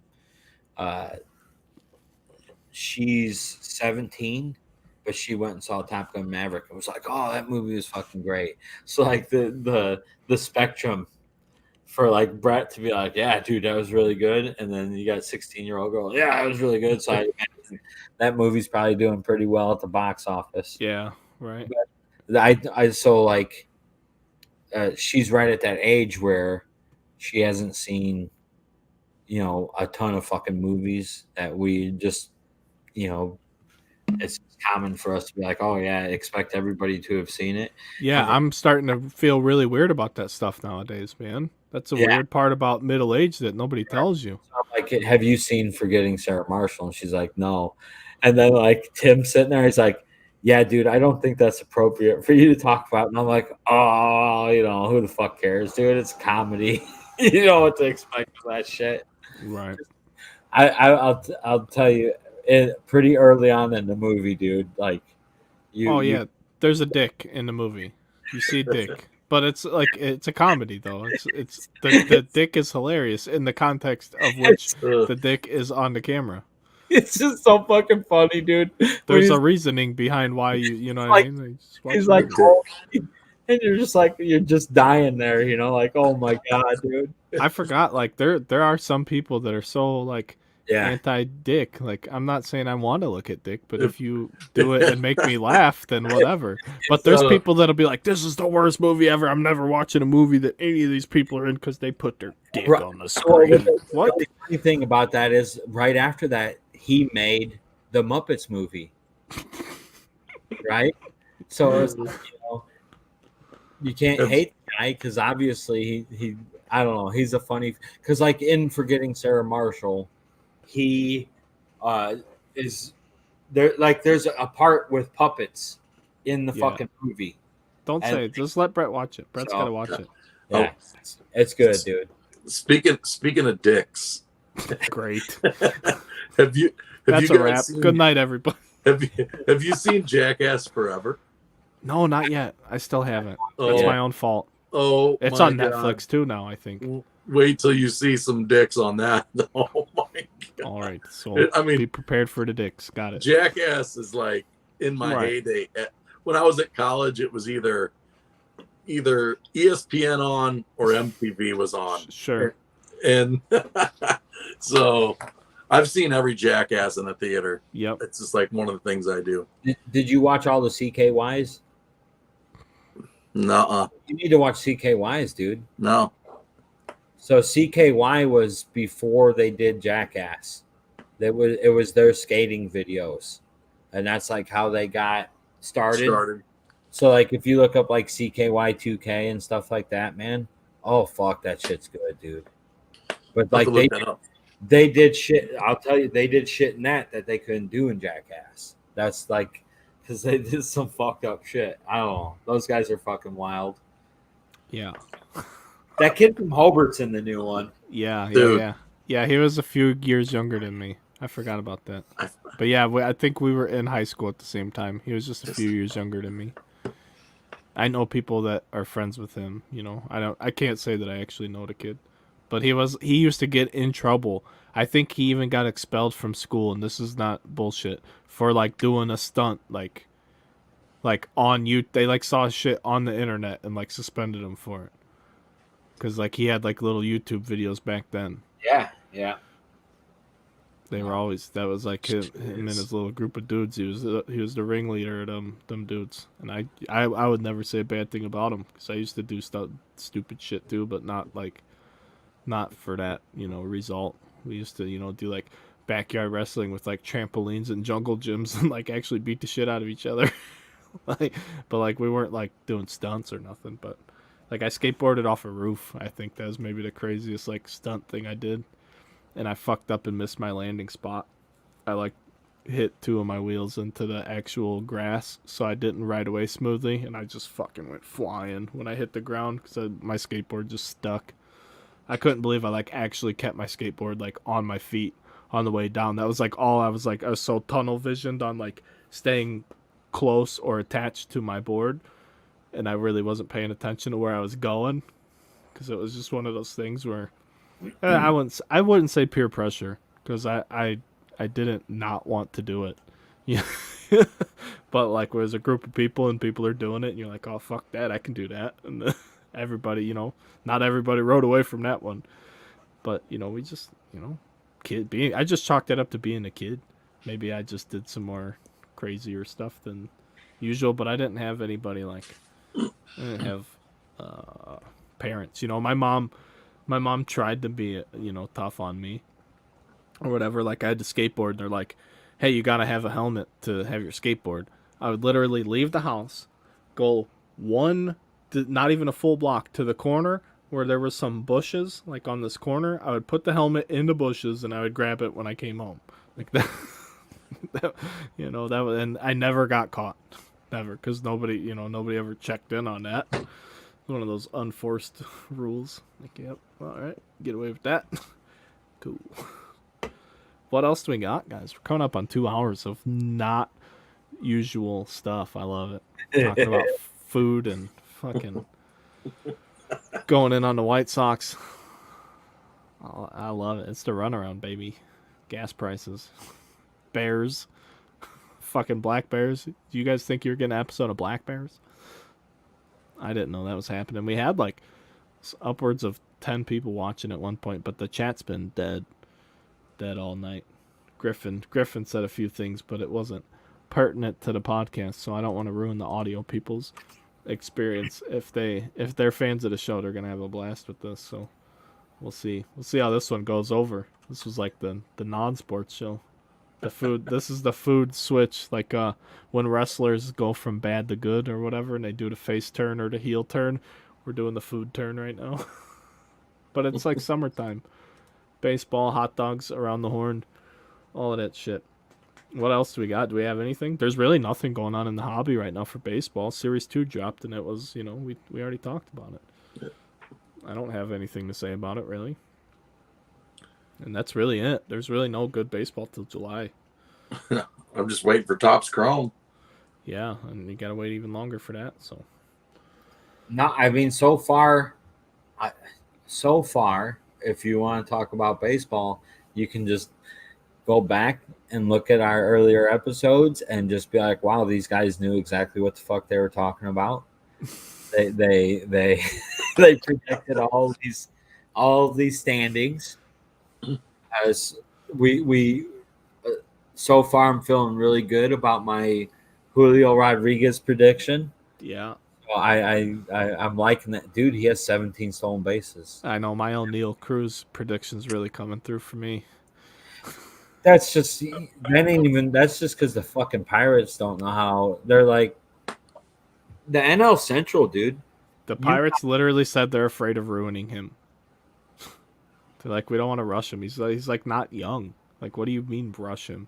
You have one team in the NL Central that actually knows how to run things, and that's the St. Louis Cardinals. Sure. And then everybody else bounces between making the playoffs 1 year and then sucking for 10 years. The Cubs blew the game, by the way. It's 12-5 all of a sudden. The Cubs were up 4-0 when we started the show. Oh.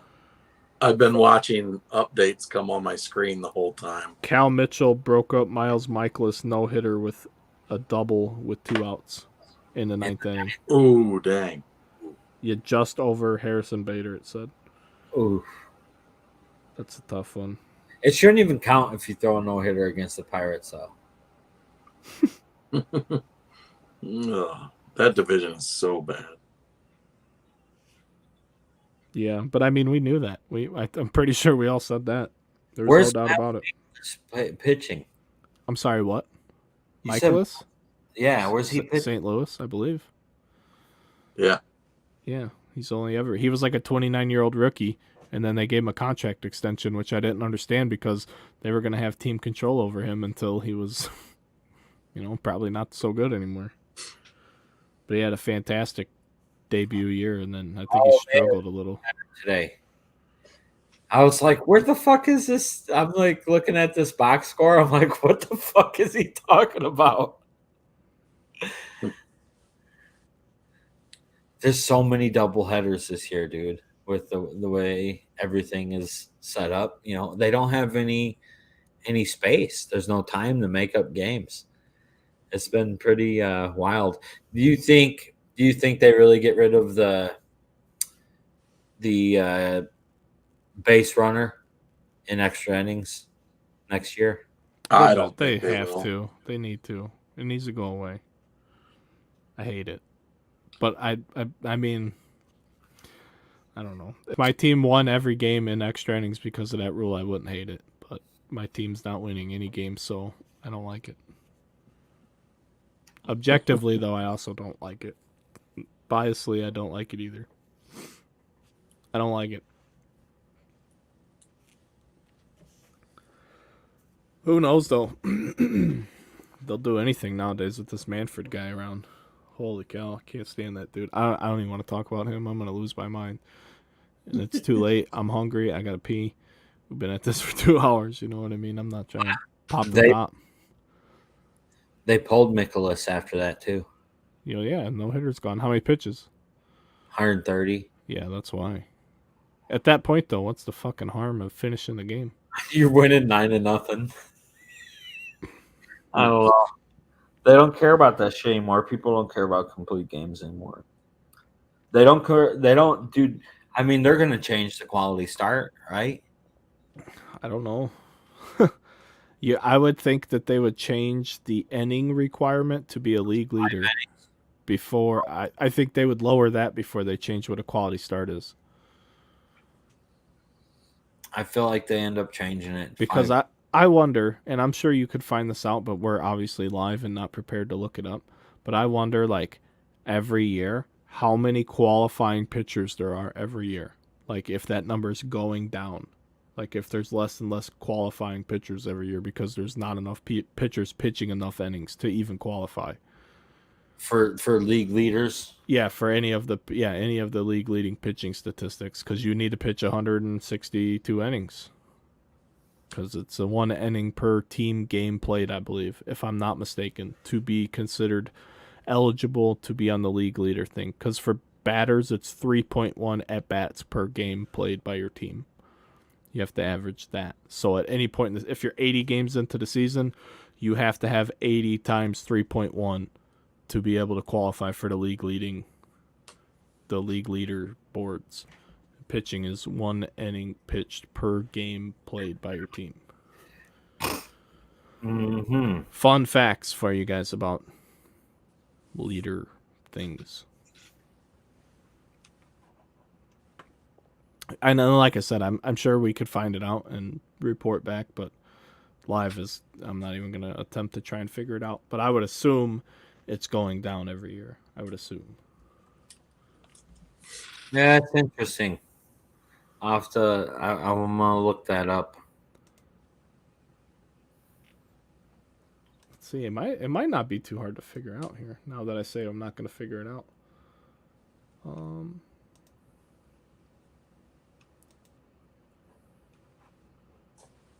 Okay, so right now in all of baseball, there's 62 pitchers that qualify for ERA.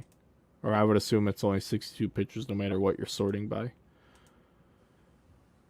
In 2021, there was only 39 pitchers. In all of baseball, only 39 pitchers qualified for like ERA and, it's only that many pitchers. Let's see. Oh, it's not going to... Yeah. So, yeah, ERA. It's got to be one of these categories for me to look. So, what'd I say? How many? 20, 39? 39 in 21. In 2020, that's going to be a tough year. 2020 doesn't count, man. We had a goofy COVID, all of that. But, for the argument, there was 40. So, maybe it's going to stay similar. We're going to go back to 2019. Oh, way more in 2019. 61. 61 qualifiers in 2019. And it went down to 39 in 2021. 93 in 2010. 57 in 18. 93. 58 in 17. So, yeah, it's down. 74 in 2016. So, yeah, this year, at the end of this year, that'll be a very interesting thing. Holy cow. Dude, there was 78 and 15. So, yeah, it's definitely trending down. Yeah. I guess that has been for a long time, right? And slowly. 88 and 14. There was 45 pitchers in 2010 that threw 200 innings or more. How many? 45. Holy cow. But, yeah, just in the last 10 years, you've seen it basically shrink in half. The number of pitchers that even qualify for what it takes to even be considered a league leader. So at what point do you have to change the standards so that you have people to even qualify? At what point, if it's going the way it's going now in 10 years, is there even enough people to qualify? Like how much do we expect the starting pitcher to lose out on in terms of innings? How quickly are we going to start seeing pitchers get yanked? Or is it going to become like pitchers only throw 60 pitches? That's it. That's the number. We know they'll never get hurt if they only throw 60 pitches.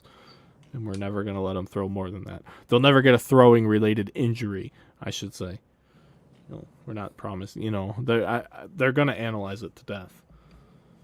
And they'll find out, or maybe each organization has their own opinion on what that is. But it's clearly trending down, and I would love to see what it looks like at the end of this year. We went from 80s and over 100 10 years ago to 39 people last year. That's it, 39. And right now there's more this year. There's 62 people currently. But they're going to fall off as the year moves on, I would assume. Anybody got anything else? I think that's a pretty good thing to end on.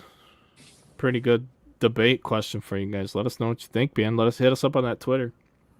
What do you guys think? So starting pitchers, man, they're not eating innings, so that's going to start making them innings eaters, I think, more valuable than maybe even their actual production. I think that's what everybody's going to become. Just a 3-4 inning guy. Yep. Everyone, all pitchers are going to be the same. Like if you're a pitcher now, you're going to pitch 2 and 3 innings. There's no more 1 inning closers. There's no more 7 inning starters. Everybody pitches 3 innings, and then we can continue to rotate everybody as we see fit. You might still have a closer, but he'd be the one exception. Sure. Other than that, you go like soft, hard, soft, hard, soft, funky. Like, mix up the types of pitchers you get. Yeah. How many different looks can we give the team? Or does it get to the point where you only face the order one time through? Rotate every order. That's what's going to happen.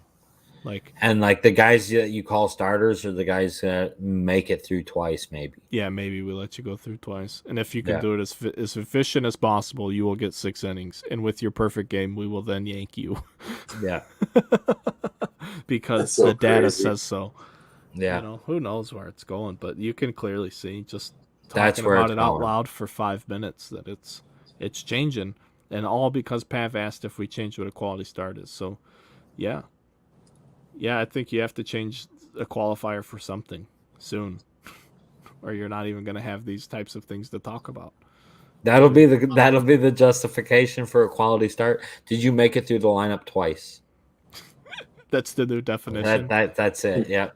It does. No, you gave up 8 runs. It doesn't matter. The fact that your skipper let you face 18 guys. Yeah. That's it. Did you face 18? Made it. It's not 6 innings pitched anymore. It's just the mere minimum to pitch 6 innings. 18. Let's go. All right, everybody. We'll be back next week, I think. We should be back. Let us know. You got to interact with us. Don't just ask us when the next show is. Come hang out with us. Everybody who was here tonight, whether you were commenting or not, appreciate you guys hanging out, tuning in, having a good time. Audio people will have you in the morning. Anybody have anything else, Brett? You got anything? I'm out of gas here. Me too. Pav, you got anything? All right. Nada. Well, thanks, everybody. See you next week. Peace. Peace.